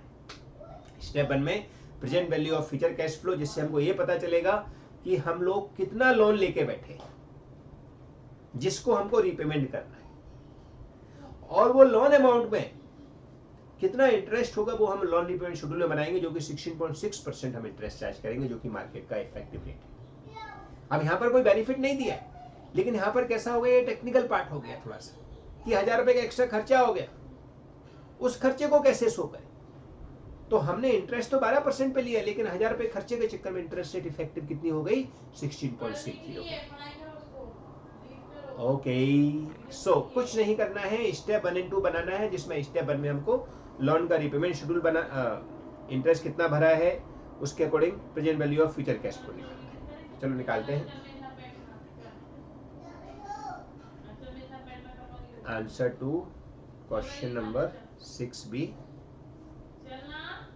मई 22 एग्जाम, राइट। सबसे पहले हम निकालेंगे स्टेप 1 में statement showing present value of future cash flow, कितना हमको भरना है, बराबर। अब यहाँ पर हमको हर साल कितना भरना है उसका उसने बोला है, तो अपन उस हिसाब से भर देते हैं कितनी अमाउंट आ रही है हमारी, बराबर है।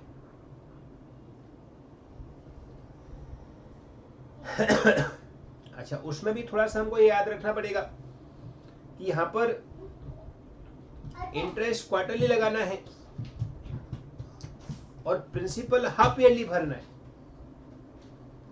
तो उसके हिसाब से अमाउंट कितनी आएगी वो हमको देखनी पड़ेगी, राइट।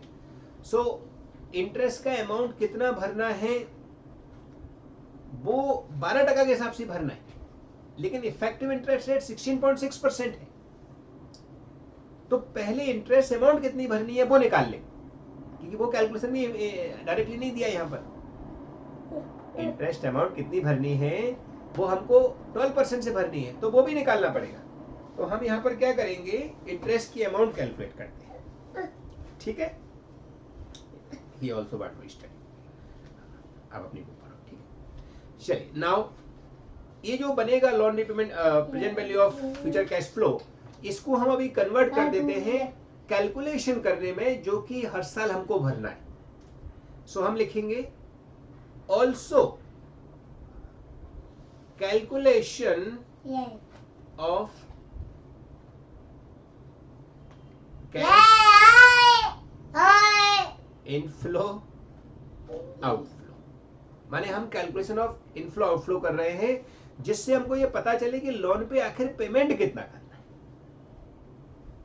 क्योंकि यहाँ पर इंटरेस्ट अमाउंट क्वार्टरली भरनी है और बताया नहीं है, तो हमको इंटरेस्ट की कैलकुलेशन करनी पड़ेगी। वहां तो प्रिंसिपल सेम हो रहा था, यहाँ वहां पे तो प्रिंसिपल सेम हो रहा था, वहां पे तो प्रिंसिपल सेम हो रहा था, इसलिए इंटरेस्ट कैलकुलेट करने में दिक्कत नहीं आ रही थी। लेकिन यहाँ पर प्रिंसिपल अलग हो रहा है, क्योंकि यहाँ पे बीच में रीपेमेंट हो रहा है, तो वो कैलकुलेशन नहीं दिया हुआ है, तो वो कैलकुलेशन ढूंढनी पड़ेगी हमको। ठीक है, कैसे ढूंढेंगे? तो इसके लिए वापस इनडायरेक्टली लॉन रिपेमेंट शेड्यूल ही बनाएंगे, क्योंकि यहाँ पर present value of future cash flow की जरूरत नहीं है हमारे लिए, क्योंकि यहाँ पर कोई बेनिफिट नहीं दिया जा रहा है। इफेक्टिव इंटरेस्ट रेट तो बढ़ गई हमारी बिकॉज ऑफ 1000 का एक्स्ट्रा पेमेंट करना पड़ा, प्रोसेसिंग फीस करनी पड़ी, राइट। सो अब हम क्या करेंगे, वही लॉन रिपेमेंट जैसा बनाएंगे, इसलिए हम कैलकुलेशन कर रहे हैं विदाउट वो डेप्ट इक्विटी कंपोनेंट की, खाली इंटरेस्ट कितना भर रहे हैं, हमारी पॉकेट से कितना जा रहा है उसका कैलकुलेशन। बाद में लॉन रिपेमेंट शेड्यूल प्रॉपर बनाया जाएगा, ठीक है। So indirectly lawn repayment schedule इस बार 2 बार बनने वाला है। पर्टिकुलर इंटरेस्ट कितना भरना है, प्रिंसिपल कितना आएगा इंस्टॉलमेंट के अंदर,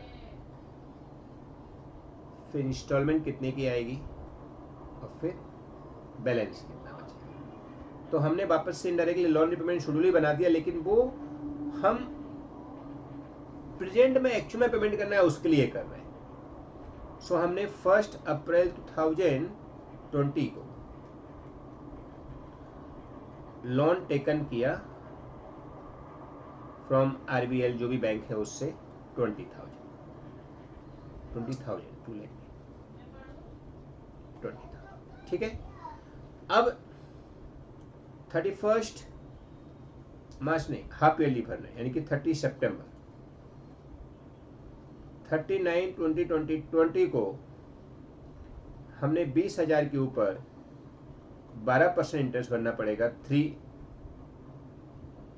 मंथ का भरना है, इंटरेस्ट क्वार्टरली भरना है, जबकि प्रिंसिपल को 39 को पे करना है। तो क्वार्टरली में अप्रैल मई जून, 30 जून हो जाएगा। तो क्वार्टरली भरो फ्रेंड्स, 3/12 लगाओ, कितना होता है 20,000 के ऊपर 12%, 3/12 यानी 600 इंटरेस्ट हमने भर दिया। और ऐसा अज्यूम करेंगे कि 600 का 600 हमने भर भी दिया। तो प्रिंसिपल क्या भरा? प्रिंसिपल कुछ नहीं भरा, इंटरेस्ट ही भरा है, माने प्रिंसिपल पे कोई फर्क नहीं है। प्रिंसिपल हम 30 सितंबर को भरेंगे, जो कि अभी नेक्स्ट इंस्टॉलमेंट आने वाली है। तो 39 को हमने 20,000 के ऊपर वापस 6 महीने का 12% से 3 मंथ का इंटरेस्ट लगाया, जो कि वापस से 600 ही होगा। लेकिन इस बार हम प्रिंसिपल भी भर रहे हैं 5,000 रुपए का। तो इस बार इंस्टॉलमेंट कितने की हुई हमारी 5,600, लेकिन प्रिंसिपल में से कितना जाएगा? खाली 5,000। पहले कुछ नहीं गया था, अब 5,000 जाएगा। अब नॉर्मल सम में हमको कितना इंस्टॉलमेंट भरना है वो दे देता था, जैसे लास्ट सम में हमको दिया था हर साल 8.25 लाख भरना है। यहाँ नहीं दिया, यहाँ पर कैलकुलेट करना पड़ रहा है, क्योंकि हमको यहाँ बेनिफिट नहीं दिया गया। हमको यहाँ पर खाली वो एक्सपेंस के चक्कर में हमारा इंटरेस्ट रेट बढ़ गया, उसकी वो कैलकुलेशन चाहता है कि आप इंटरेस्ट की कैलकुलेशन बराबर करके दे। ओके, तो हमने हर साल भरा कितना पैसा उसका पता तो होना चाहिए, जब भी तो हम इंटरेस्ट की कैलकुलेशन बराबर कर पाएंगे। क्योंकि हाथ में हमारे 19,000 आए हैं, तो वो हम लोन रिपेमेंट शेड्यूल में करेक्ट कैलकुलेशन करेंगे। अभी हम खाली ये निकाल रहे हैं कि हर साल या हर क्वार्टर या हर इंस्टॉलमेंट में हमने कितना पैसा भरा है। सो हमने 36 को 600 ही भरे, 39 को हमने 5,600 भरे, फिर वापस 3 मंथ और आ जाते हैं। 31 दिसंबर 2020 हमारा प्रिंसिपल 15,000 का रह गया, उसके ऊपर 12%, उसके 3/12। तो अभी 15,000 के ऊपर 12%, 3 मंथ का लगाओ तो 450 आ गया। इस बार प्रिंसिपल कुछ नहीं भरा, 450 का 450 भरा, क्वार्टरली भर रहे हैं। फिर 31 मार्च 2021 आ गए, 15,000 का 15,000 रहा, क्योंकि प्रिंसिपल भरा ही नहीं हमने, क्वार्टरली नहीं भर रहे, एनुअली हाफ ईयरली भरेंगे। तो 3/12 वापस से 450 लगाया, लेकिन इस बार हमने इंस्टॉलमेंट वापस से भरी 5,000। तो इस बार हमारा पूरा इंस्टॉलमेंट कितने का हो गया? 5,450। तो अब हमारा 5,000 का प्रिंसिपल कम होगा, तो 10,000 बचेगा। ये हम क्या निकालने जा रहे हैं? हर साल हम इंटरेस्ट आके भर कितना रहे। फिर वापस से हर क्वार्टर में आना है, तो 36/2021 को वापस आए, 10,000 के ऊपर हमको इंटरेस्ट लगाना है 12%, 3 मंथ का। 10,000 के ऊपर कितना होता है? 300। इस बार हमने कुछ नहीं भरा, तो 300 का 300 ही रहा। फिर 39 को वापस से इंटरेस्ट लगाएंगे पूरी 10,000 के ऊपर ही, 300 ही आएगा। इस बार हम 5,000 का वापस से भरेंगे तो 5,300 भरा। अब 5,000 वापस माइनस हो जाएगा तो भी हमारा प्रिंसिपल खाली 5,000 का रह जाएगा।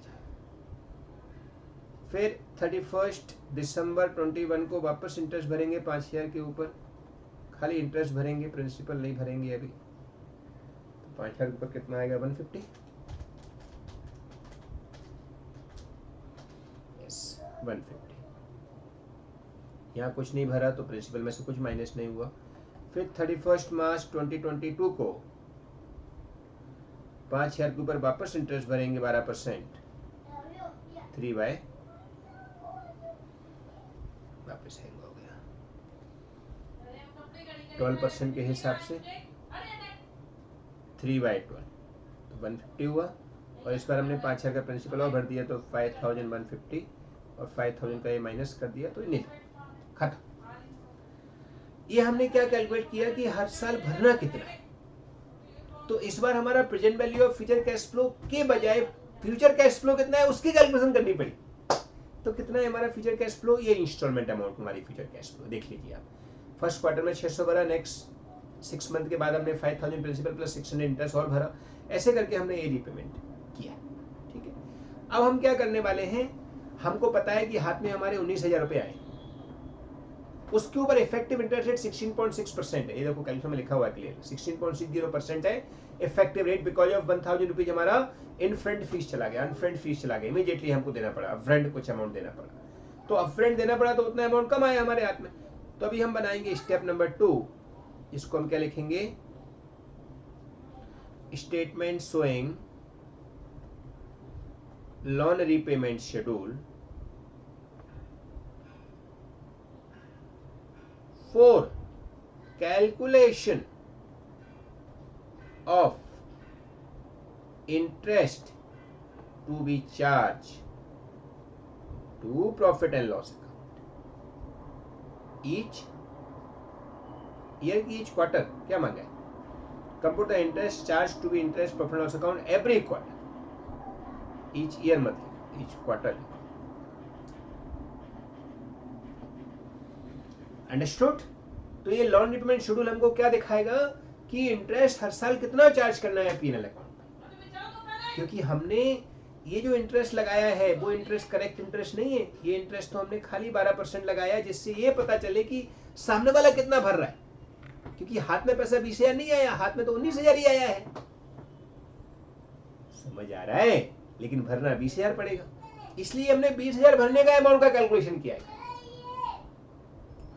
ओके, चलिए वापस से कॉलम बना दीजिए सेम के सेम। डेट पर्टिकुलर, ये इंटरेस्ट आएगा to be charge to profit and loss, ये हमारा मेन अमाउंट है बराबर।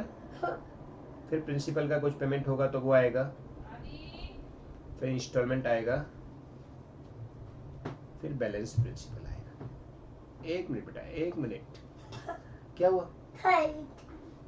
एक सेकंड। यस फ्रेंड्स, फिर प्रिंसिपल और कितना हमको इंटरेस्ट भरना है, पीले में कितना चार्ज होगा वो सब लिखना। हमने लोन कब लिया? 1/4/2020 को लोन टेकन, लेकिन हाथ में 19,000 ही आया। तो अब हमको इफेक्टिव इंटरेस्ट रेट निकालना है जो पीले में चार्ज करना है। ऊपर तो हमने क्या निकाला, वो कैलकुलेशन खाली इंस्टॉलमेंट कितना भरना है, जिससे ये जो इंस्टॉलमेंट अमाउंट हमको भरने को आएगी ना, तो ये वाली कैलकुलेशन आएगी उसमें। क्योंकि हमने एक्चुअल में पेमेंट तो ऐसे ही मंगाए, लेकिन ये पेमेंट के अकॉर्डिंग इफेक्टिवली इंटरेस्ट कितना पील में चार्ज होगा जो कि फाइनेंशियल इंस्ट्रूमेंट चाहता है, राइट?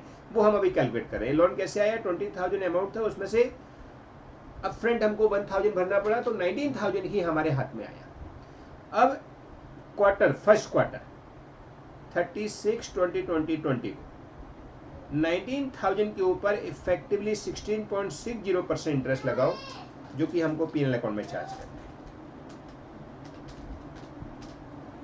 सो पीएनएल अकाउंट में चार्ज होगा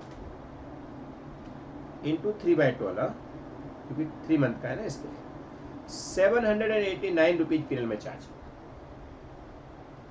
ओके, जबकि हमने इंस्टॉलमेंट कितने का भरा है, तो देखो हमारे पास ये कैलकुलेशन कर रखा है हमने। फर्स्ट इंस्टॉलमेंट 600 रुपये का आया है हमारे पास, इंटरेस्ट आना चाहिए 789 का, लेकिन आया 600 का ही है। तो इसका मतलब हमारा प्रिंसिपल 189 से बढ़ जाएगा, कम नहीं हुआ, प्रिंसिपल बढ़ गया उल्टी, जैसा हमने लोन रिपेमेंट शेड्यूल डेब्ट इक्विटी कंपोनेंट में बनाया। क्योंकि यहाँ पर हमको 19,000 ही हाथ में आया है, इसलिए इफेक्टिव रेट 16.60% है, बोस ने खुद ने कैलकुलेट करके दे दिया। सो पीएनएल अकाउंट में 789 जाएगा, लेकिन 600 ही भरा है, माने 189 से हमारा प्रिंसिपल बढ़ जाएगा। तो प्रिंसिपल की फिगर हम नेगेटिव ही मानते हैं पहले से ही, सो ये अमाउंट बढ़ जाएगा, उल्टी कम नहीं होगा। 19,189 हो गया नेक्स्ट ईयर के लिए, ठीक है। अब नेक्स्ट ईयर मतलब नेक्स्ट क्वार्टर के लिए, अब 39/2020 को 19,189 के ऊपर 16.6% फॉर 3 मंथ। वापस कैलकुलेट करते हैं।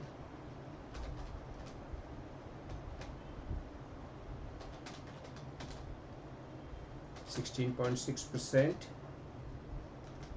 डिवाइड बाय 4) तो आया 796 रुपीज।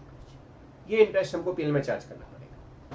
अब इस बार हमने इंस्टॉलमेंट कितने की भरी है, तो देखो यहाँ इंस्टॉलमेंट कैलकुलेट कर रखा है 5,600 की भरी है इस बार। तो अब 5,600 भरा, तो इसका मतलब इंटरेस्ट की हमारे कट गए, तो प्रिंसिपल इस बार रीपे हुआ है 4,804। तो हमारा प्रिंसिपल इस बार कम होएगा, क्योंकि हमने अमाउंट ज़्यादा भरी है, तो इंटरेस्ट अभी कम पे लगेगा। सो अभी प्रिंसिपल कम हो जाएगा, कितना रह जाएगा 14,385। फ्रैक्शन को हटा देना, आप अप्रॉक्स कर दिया करो, जिससे कैलकुलेशन करना थोड़ा आसान हो जाता है। वापस से 31 दिसंबर 2020 को इस 14,385 के ऊपर 16.6% इंटू 3/12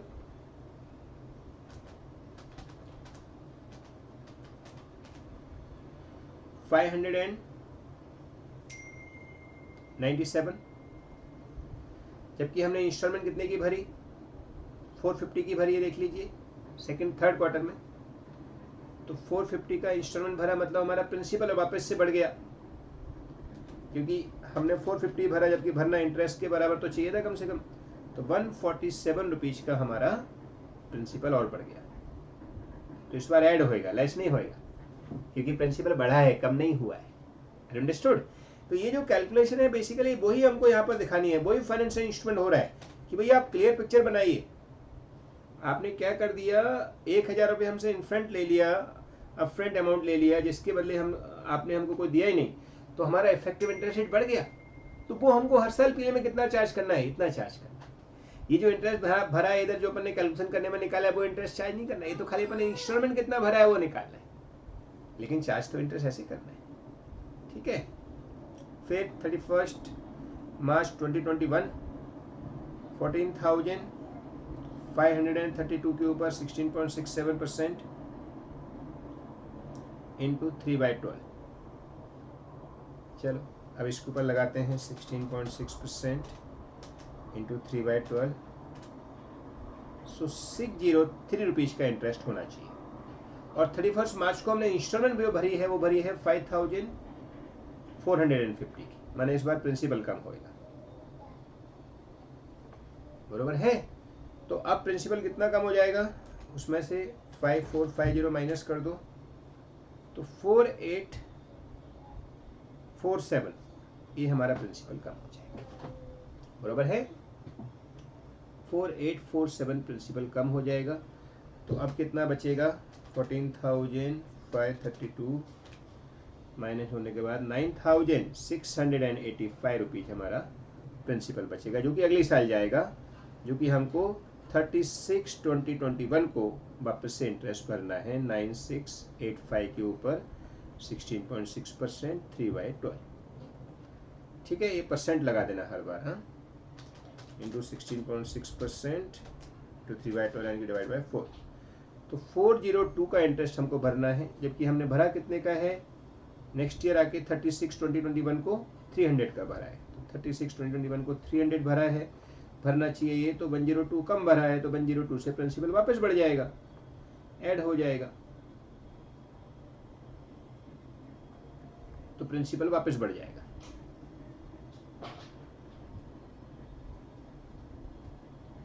ठीक, सो अब 39/20/21 को वापस से इंटरेस्ट लगाओ, क्वार्टरली बोला है इसके लिए, इंटू 16.6% इंटू 3/12, तो अभी ये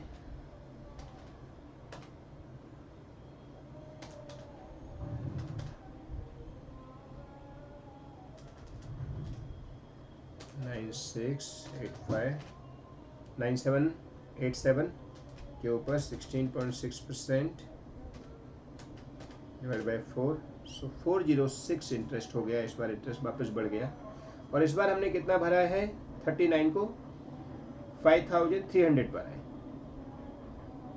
तो अब हमारा वापस से प्रिंसिपल कम होएगा, बढ़ेगा नहीं। 5300 माइनस करेंगे तो 4894, ये हमारा प्रिंसिपल कम हो जाएगा, 4894।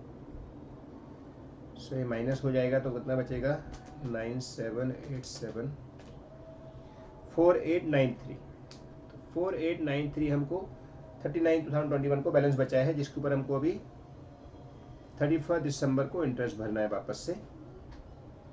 4893 के ऊपर 16.67% 60% इंटू 3/12, वापस से हैंग हो गया है, 16.6%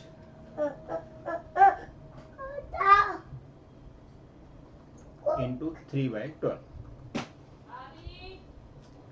रुको बेटा, रुको, पापा ये काम करना बेटा, मामा देख, मामा जाओ, 16.6% डिवाइड बाय 4, तो 203 इंटरेस्ट अमाउंट आया, बराबर। 31/12 को हमने इंटरेस्ट भरा कितना है, जबकि हमने 150 भरा है खाली, राइट। ये देखो 31 दिसंबर को हमने 150 भरा है, सो 150 हमारा पेमेंट हुआ, तो अभी हमारा उल्टी बैलेंस बढ़ जाएगा। ठीक, वेरी गुड। नाउ 53 इस बार हमको बढ़ाना पड़ेगा, लेस नहीं करना है बल्कि बढ़ाना है, सो कितना हो जाएगा, 4946, ये हमारा अमाउंट हो गया, राइट। सो उसका 53 बढ़ गया, लास्ट में आएंगे अभी 31 मार्च 2022 को, जबकि लास्ट इंस्टॉलमेंट हमारी होने वाली है 4946 के ऊपर 16.6% इंटू 3/12, और लास्ट में हमारा इंस्टॉलमेंट जीरो हो जाता है। एचबी नो कि हमारा लोन जो है जीरो हो जाएगा, तो अपन को लास्ट में फ्रैक्शन पार्ट को थोड़ा सा अप्रॉक्स कर देना है, तो हमको इस बार 150 का हमने अमाउंट भरा है, बराबर है, 5150 का अमाउंट भरा है। तो अब प्रिंसिपल कितना होना चाहिए, जिससे प्रिंसिपल नेल हो जाए, तो 5946 का होना चाहिए। इसका मतलब इंटरेस्ट अमाउंट कितनी होनी चाहिए, तो आप बैलेंसिंग फिगर निकाल के देखो तो आएगा अराउंड 204, बराबर। इस पे लगा के देखो 204 आए तो बहुत अच्छी बात है, नहीं तो 1-2 रुपए का ऊपर नीचे आएगा, उसको हम अप्रॉक्स कर देते हैं, इंटू 16.6% डिवाइड बाय 4, 205 आ रहा है, तो हमने 204 कर देंगे, राइट। जिससे क्या होगा, 204 प्लस 4946, ये हमारा मिलके 51150 हो जाए। सो 4946 हम यहाँ से माइनस करेंगे, एंड में हमारा ये निल हो जाएगा, और ये हमारा लोन रिपेमेंट शेड्यूल रेडी हो गया, क्योंकि लोन रिपेमेंट शेड्यूल में हमारे एंड में अमाउंट अपने आप ही उतना हो जाता है जितना या तो हम रिडेम्पशन करने जा रहे हैं, जैसे पिछले वाले समय 150 हो गया था, इस बार हमने पेमेंट कर दिया है, क्योंकि हर बार थोड़ा थोड़ा अमाउंट दे रहे थे हम लोग हर हाफ ईयरली, तो ऐसे मिलकर लास्ट में निल हो गया। सो हमको पीएनएल अकाउंट में कितना चार्ज करना है हर साल अमाउंट, वो हमने कैलकुलेट कर लिया है, that is 789 in first year, 796 in second year, 597 in third year, 603 in fourth quarter, not year, fourth quarter, right, 402 in fifth quarter, यानी कि नेक्स्ट ईयर में जाके 406, 203 and 204। So this is the what they had asked. Okay, तो यहाँ पर friends ये loan repayment schedule हमको 2 बार बनाना पड़ गया। एक बार कैलकुलेशन करने के लिए जिससे हमको ये पता चल सके इंस्टॉलमेंट की अमाउंट, ये कैलकुलेशन हमने किया है बराबर, और दूसरी बार लोन रिपेमेंट शेड्यूल हमने इसलिए बनाया जिसमें हमको इंटरेस्ट का अमाउंट मिल सके कि इंटरेस्ट हर साल कितना चार्ज करना है इन पीएनएल अकाउंट जो उसने मांगा है।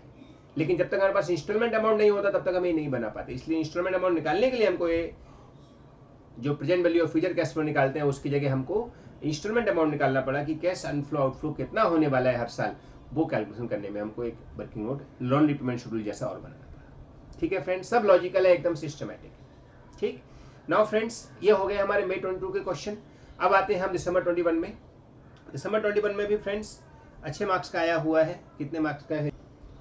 12 मार्क्स का क्वेश्चन दिसंबर 21 में आया हुआ है। एक बार ओपन कर लेते हैं अपन दिसंबर 21 का पेपर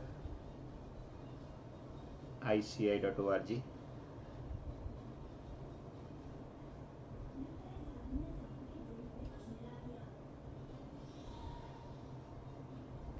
इंटरनेट स्लो हो गया है। यस, ओपन हो गया दिसंबर 21 क्वेश्चन पेपर 1A क्वेश्चन आया है, Kupa limited. Similar type question है जो अभी हमने किया वो 5-6 मार्क्स का था, ये जो है वो 12 मार्क्स का है। Let's read. इसमें थोड़ा एक्स्ट्रा भी है, उसके कंपेयर थोड़ा एक्स्ट्रा भी है। Kupa limited borrow 95 lakhs as loan from XYZ bank on 1 April 2018 at the interest rate of 10% per annum। ठीक है, Kupa limited spent 1,80,912 as loan processing charges। Principal amount of loan is to be repaid in 5 equal installment and interest is to be paid annually on accrual basis। माने हमको interest जो है वो accrual base पे भरना है और 5 equal instalment में लोन का रिपेमेंट करना है जो कि 95 लाख है। लेकिन उसमें से 1 करोड़ 80 लाख हमारा खर्चा हो गया इनिशियली। ठीक है, On 31st March 2020, Coupa Limited faced challenges in business because of sudden changes in the technology. Okay, it is approached XYZ Bank and negotiation the term of the loan. Interest rate changed to 15% per annum. Principal amount of loan is to be repaid in 8 equal installment payable annually starting from 31st March 2021. And the interest is to be paid annually on accrual basis. Before approaching bank, Coupa Limited made the interest payment on 31st March 2020। Means friends ये extra part आया यहाँ पर कि 31st मार्च को कूपा limited ने XYZ bank से एक proposal रखा कि हमारी फाइनेंशियल कंडीशन ठीक नहीं है बिकॉज ऑफ नई टेक्नोलॉजी में कुछ चेंजेज आ गए हैं, so please give us some time. तो एक्स्ट्रा टाइम बढ़ाने के लिए पहले 5 इक्वल इंस्टॉलमेंट में भरना था, अब हमको 8 इक्वल इंस्टॉलमेंट में भरना है आफ्टर 31st मार्च 2020 के बाद। तो 31st मार्च 2020 को हम गए और उनसे रिक्वेस्ट किया हाथ जोड़ के कि सर ऐसा ऐसा प्रॉब्लम हो गया है, आप हमारे लिए कुछ ऑप्शन दीजिए। तो बैंक ने बोला ठीक है चलो आपको ऑप्शन दिया, आप 8 इंस्टॉलमेंट में भरना। पहले 5 इंस्टॉलमेंट भर रहे तो जितना इंस्टॉलमेंट आपने भर दिया उतना तो हो गया, लेकिन 31st मार्च 2020 के दिन वो इंस्टॉलमेंट नहीं भर पाया, खाली इंटरेस्ट भर दिया उसने। ठीक है, अब आगे से 31st मार्च 2020 के बाद यानी कि 31st मार्च 2021 के जो अमाउंट होगी वो फर्स्ट टाइम हम 8 इंस्टॉलमेंट के हिसाब से भरेंगे, इंटरेस्ट प्लस 8 इंस्टॉलमेंट। ठीक है, आगे बढ़ते हैं। You are required to record general entries in the books of Coupa Limited till 31st March 2021। यानी जो चेंज हो गया उसके 1 साल बाद तक जब हमने फर्स्ट इंस्टॉलमेंट भरी। After giving effect of the change in the term of loan on 31st मार्च 2020। हमने जो टर्म में लोन चेंज कर दिया कि अभी लोन में हमने 15% इंटरेस्ट कर दिया क्योंकि अभी बैंक डेफिनेटली ये चेंज करेगा, फाइनेंशियल पोजीशन खराब है ऐसा है तो फिर इंटरेस्ट रेट बढ़ा देता है वो, क्योंकि रिस्क बढ़ जाती है, रिस्क बढ़ जाती है तो इंटरेस्ट भी बढ़ जाता है। Okay, working should form part of your answer. फिर ये दिया हुआ है 10%, 10.8% और 15%। ये 10.8% क्या है फ्रेंड, देखो यहाँ पर लिखा हुआ है कि effective interest rate because of this expense 10.8 हो गया, जैसे कि पहले 16.6 हो गया था, 12% से 16.6 हो गया था, वैसे भी कितना हो गया 10.8 हो गया। सो हमको हर साल इंटरेस्ट जो चार्ज करना है पीएनएल अकाउंट में वो 10.8% के हिसाब से चार्ज करना पड़ेगा, राइट। फिर ये इंटरेस्ट रेट के हिसाब से हमको डिस्काउंटेड फैक्टर दे दिया है जो हमको आगे हेल्प करेगा, वैसे हम खुद ही कैलकुलेट कर सकते हैं इसको, लेकिन उसने दे दिया है। ठीक है, सो हमको क्या करना है, you are required to record journal entries in the books of Kupa limited. ये जनरल एंट्री पास करनी है टिल 31st मार्च 2021 की। तो पहले हमको इंटरेस्ट कैलकुलेट पीएल में कितना करना था वो ही पूछा था, इस बार इंटरेस्ट के साथ में हमको एंट्री भी पास करनी है। ठीक है, तो बनाना सेम है। उस सेम में हमको 31 मार्च 2020 को जो चेंजेज हो गए उसके बाद में नया प्रोविजन के हिसाब से नया चेंज कर दें।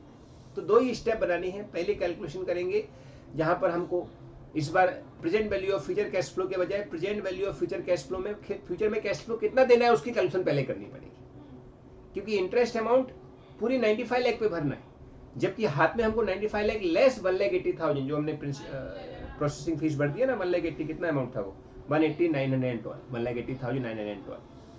तो ये अमाउंट हमको लेस अमाउंट मिली है, तो इंटरेस्ट हमको इफेक्टिवली 93 पॉइंट समथिंग आएगा, उसके ऊपर भरना पड़ेगा इफेक्टिवली। लेकिन एक्चुअल में इंटरेस्ट हमको 95 लाख के ऊपर भरना है। तो पहले इंटरेस्ट कितना भरना है हर साल, इंस्टॉलमेंट कितनी भरनी है हर साल, वो हम कैलकुलेट करेंगे स्टेप 1 में। फिर स्टेप 2 में हम लोन रिपेमेंट शेड्यूल बनाएंगे जहां पर हम एक्चुअल इंटरेस्ट कितना भर रहे हैं जो पीएनएल अकाउंट में चार्ज होगा वो पाएंगे। ओके चलो करते हैं।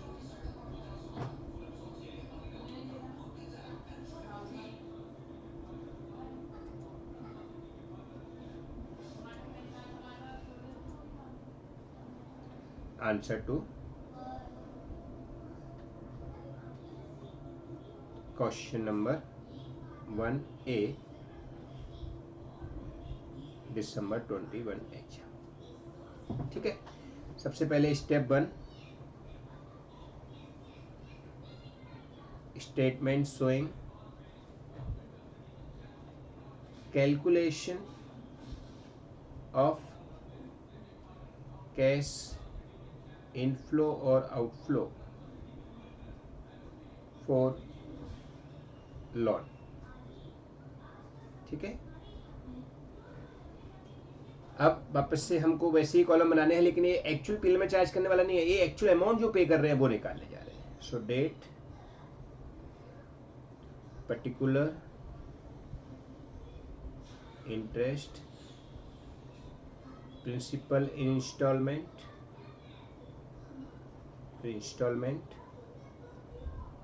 और बैलेंस, जो बैलेंस प्रिंसिपल बचेगा वो। ठीक है ना, ये कॉलम हमारे फिक्स है।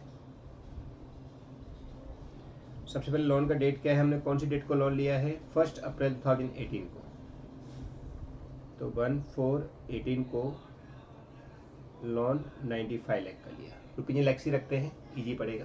ठीक है, अब इसका रिपेमेंट करना चालू करना है 31 मार्च 19 को। पहले इंटरेस्ट कैलकुलेट करेंगे 95 लाख के ऊपर कितना इंटरेस्ट भरना है 10%। ये देखो उसने बोला है 10% वाला लोन लिया है हमने, 10% ही भरना है। अब वो एक्चुअल में हाथ में कितना है उसके ऊपर इफेक्टिव इंटरेस्ट रेट कितना होगा वो हम लोन रिपेमेंट शेड्यूल बनाएंगे उसमें करेंगे। अभी तो अपन खाली ये दिखाने जा रहे हैं कि इंटरेस्ट के इनफ्लो आउटफ्लो कितना आएगा। तो 9.5 लाख भरेंगे। प्रिंसिपल कितना भरना है, तो उसने बोला है 95 लाख 5 इक्वल इंस्टॉलमेंट में भरना है, यानी कि 19 लाख भरना है हर साल। 95 लाख डिवाइड बाई 5, फिर इंस्टॉलमेंट कितना हो जाएगा 19 लाख प्लस 9.5, सो हो जाएगा ये 28.5। बराबर कि नहीं। अभी तक हमने कोई फॉल्ट नहीं किया है। 31 मार्च 2020 को फॉल्ट होएगा, फॉल्ट भी नहीं होगा, रिक्वेस्ट होएगी। आगे से हम बोल रहे हैं कि भाई हमको अभी प्रॉब्लम हो गई है। सो अभी हमारा प्रिंसिपल कितना बचा, तो 19 प्रिंसिपल में से प्रिंसिपल ही माइनस होगा, कितना आएगा 9,5,676, राइट। फिर आगे पहुंचे अपन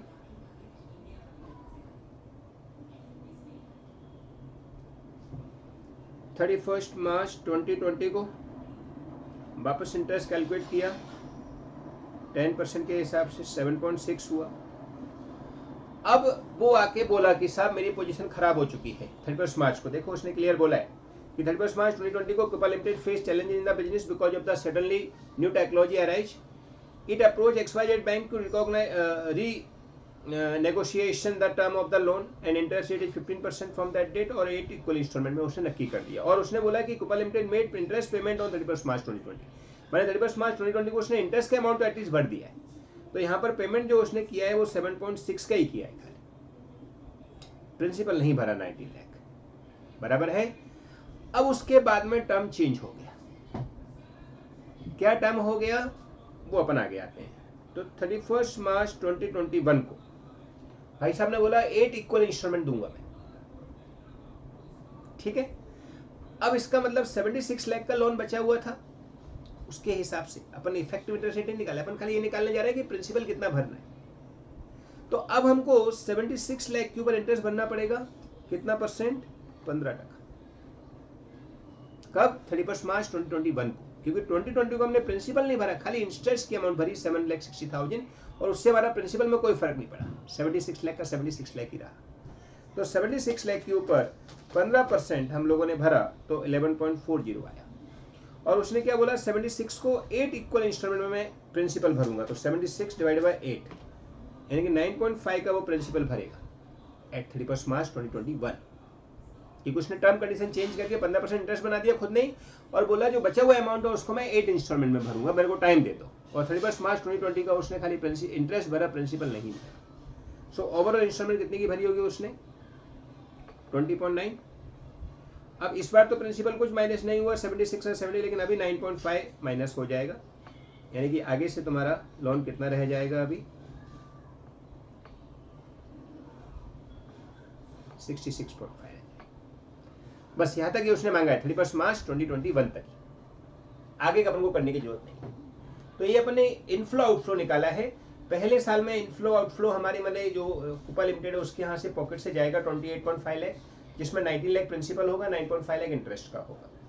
31 मार्च 2020 को खाली इंटरेस्ट भरेगा, 7.6 लाख जाएगा पॉकेट से। फिर टर्म में चेंज हो गया, 31 मार्च 2021 को इंटरेस्ट रेट 10% की जगह 15% हो गया, बिकॉज ऑफ उसने टर्म में चेंज किया, तो 11.4% इंटरेस्ट का भरेगा, और बची हुई अमाउंट को 8 इक्वल इंस्टॉलमेंट में भरेगा, यानी कि 76 डिवाइड बाय 8 तो 9.5 के हिसाब से, तो 20.9 अमाउंट ओवरऑल भरेगा, उसमें से 9.5 प्रिंसिपल में से माइनस होगा, तो प्रिंसिपल 66.5 रह जाएगा eight the end of 31 March 2021। Clear, ये हमारा आ गया अमाउंट कितना हर साल चार्ज, इनफ्लो आउटफ्लो कितना होने वाला है। अब हम बनाने वाले हैं स्टेप 2, जिसमें हम कैलकुलेशन करेंगे इंटरेस्ट का जो कि पिल में चार्ज करना है, और उसके बेस पर ही जनरल एंट्री पास होगी, राइट। ये कैश इनफ्लो आउटफ्लो का कैलकुलेशन हमको मिल चुका है। तो statement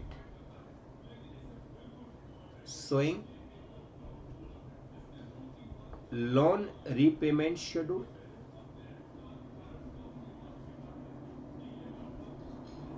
with detail of interest to be charged in profit and loss। ठीक है भाई, चलो आगे बढ़ते। सेम कॉलम बनेंगे जैसे ऊपर बनाए हैं, लेकिन अभी ये इफेक्टिव कॉलम बन रहा है। डेट एंड पर्टिकुलर, फिर इंटरेस्ट, प्रिंसिपल इन इंस्टॉलमेंट, फिर इंस्टॉलमेंट और बैलेंस प्रिंसिपल, राइट ना।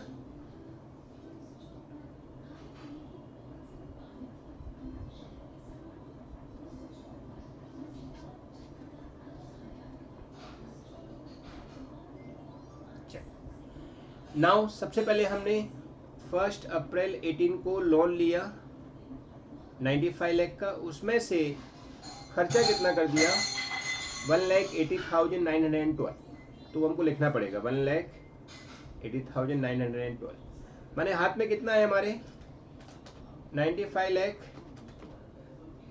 माइनस 1,80,912। अब हमको नॉर्मल रुपीज में लिखना पड़ेगा, तो 93,19,088, ये क्या है हमारा नेट, हमारे हाथ में पैसा है जिसके ऊपर हमको इंटरेस्ट लगाना है। अभी हम इफेक्टिव इंटरेस्ट रेट लगाने जा रहे हैं, interest to be charge to PNL, ये कैलकुलेट करने जा रहे हैं, तो इसके लिए इफेक्टिव देखना पड़ेगा। तो इफेक्टिव हमारे 95 लाख में से 1,80,912 तो चले गए ऐसे ही खर्चे में, सो 93,19,088 मिला। उसके ऊपर फर्स्ट ईयर 19 में हम इंटरेस्ट लगाएंगे 93,19,088 के ऊपर इफेक्टिव 10.8% इंटरेस्ट है, और यहाँ पे फुल ईयर का लगाना है, तो इंटू 10.8% इफेक्टिव रेट, सो 10,06,462 हमने इंटरेस्ट की चार्ज करनी है, जो पीएलएम अकाउंट में जाएगा। जबकि हमने प्रिंसिपल के साथ में कितना भरा है इंस्टॉलमेंट फर्स्ट ईयर में, 28.5, 28,50,000 हमने भरा है।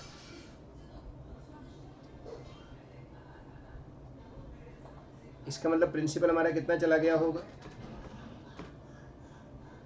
18,43,538।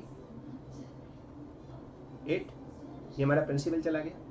प्रिंसिपल में से माइनस हो जाएगा, बरोबर है। तो हमारा लोन का अमाउंट कितना बच जाएगा? 19,088 माइनस कर दो इसमें से, तो 74,75,550 हमारा प्रिंसिपल का अमाउंट बच गया। अब 31 मार्च 2020 को हम वापस इंटरेस्ट लगाएंगे। जब तक हम बैंक में पहुंचे रिक्वेस्ट करने के लिए, तब तक का इंटरेस्ट तो लगा दे 10.8% इंटू 10.8%, तो 8,07,359 ये इंटरेस्ट हुआ। जबकि बैंक को हमने भरा कितना? तो सेकेंड ईयर में हम खाली बैंक को इंटरेस्ट भर पाए 7.6 लाख का, यानी कि 7,60,000 ही हमने खाली भरे। इसका मतलब इस बार लोन बढ़ने वाला है, क्योंकि इंटरेस्ट 8,07,000 हो रहा है, हमने भरा खाली 7,60,000। तो 7,60,000 भरा, मतलब इंटरेस्ट प्रिंसिपल कितने से बढ़ जाएगा? 47,359 से प्रिंसिपल बढ़ जाएगा। तो 47,359 ऐड होएगा इस बार लेस होने के वजह से, राइट। तो ऐड कर दो 74 लाख में 74,75,550। तो आगे से हमारा लोन अमाउंट कितना हो गया? 75 लाख वापस हो गया, या 75,22,909 ये हमारा प्रिंसिपल बच गया। अब हमने टर्म चेंज कर दिया और क्या बोला कि अभी 15% इंटरेस्ट होएगा। तो अब आगे से हमारा इंटरेस्ट 15% चार्ज होएगा, बराबर है। तो अब 31 मार्च 2020 को हम मानते हैं कि 15% इंटरेस्ट ही इफेक्टिव रेट है हमारी। सो 909, इसके ऊपर आपको अभी 15% इंटरेस्ट भरना है। 11,28,436, ठीक है। जबकि हमने प्रिंसिपल कितना भरा लास्ट ईयर में? 20,90,000। इसका मतलब प्रिंसिपल कितना हो जाएगा? ओवरऑल हमने इंस्टॉलमेंट इतने का भरा, तो प्रिंसिपल हमारा अभी कम हो जाएगा 9,61,564, बराबर। ये माइनस कर दो तो हमारा प्रिंसिपल के बाद में बैलेंस कितना बच जाएगा, जो कि हमको आगे अभी कुछ करना नहीं है, यहाँ पे ही रुक जाना है। 65,61,345 अमाउंट हमारा बच जाएगा, ठीक है। अब उसने जनरल एंट्री मांगी है, तो जनरल एंट्री हम पास कर देते हैं। जनरल एंट्री में फर्स्ट हमने लोन लिया है, तो लोन की एंट्री हो जाएगी bank account debit to loan. हम चाहे तो नेट एंट्री पास कर सकते हैं, जो हमारे हाथ में आया है उसकी 93,19,000 की, और हम चाहे तो 95 लाख पहले रिसीव करो, फिर 1,80,000 खर्चा करो, दोनों ही अलाउड है, लेकिन एंट्री तो सेम ही पास होने वाली है, राइट। इसके लिए अपन लोन अमाउंट को ही कम कर देते हैं, तो 95 लाख माइनस 1,80,912, तो लोन अमाउंट ही हमारा कितने का मानेंगे? 93,19,088,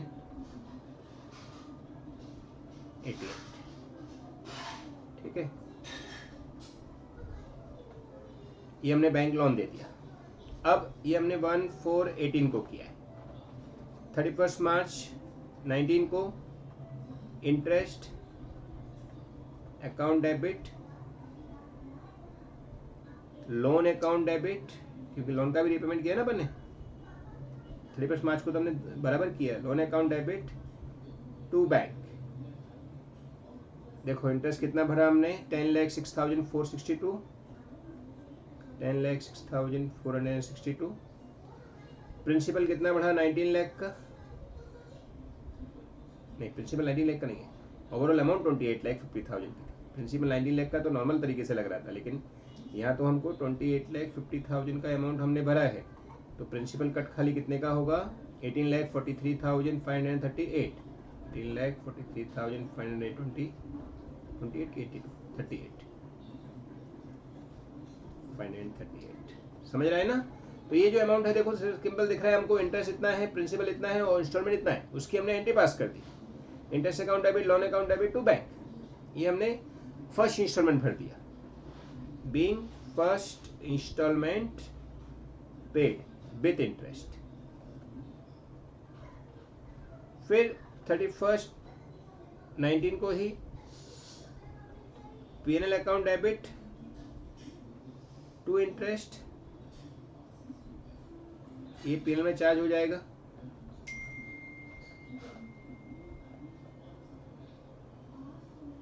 being interest charge to P&L account. अब 31 मार्च 2020 को वापस से इंटरेस्ट लगाना है, लेकिन हमने इस बार भरा कम है, खाली इंटरेस्ट ही भरा। So interest account debit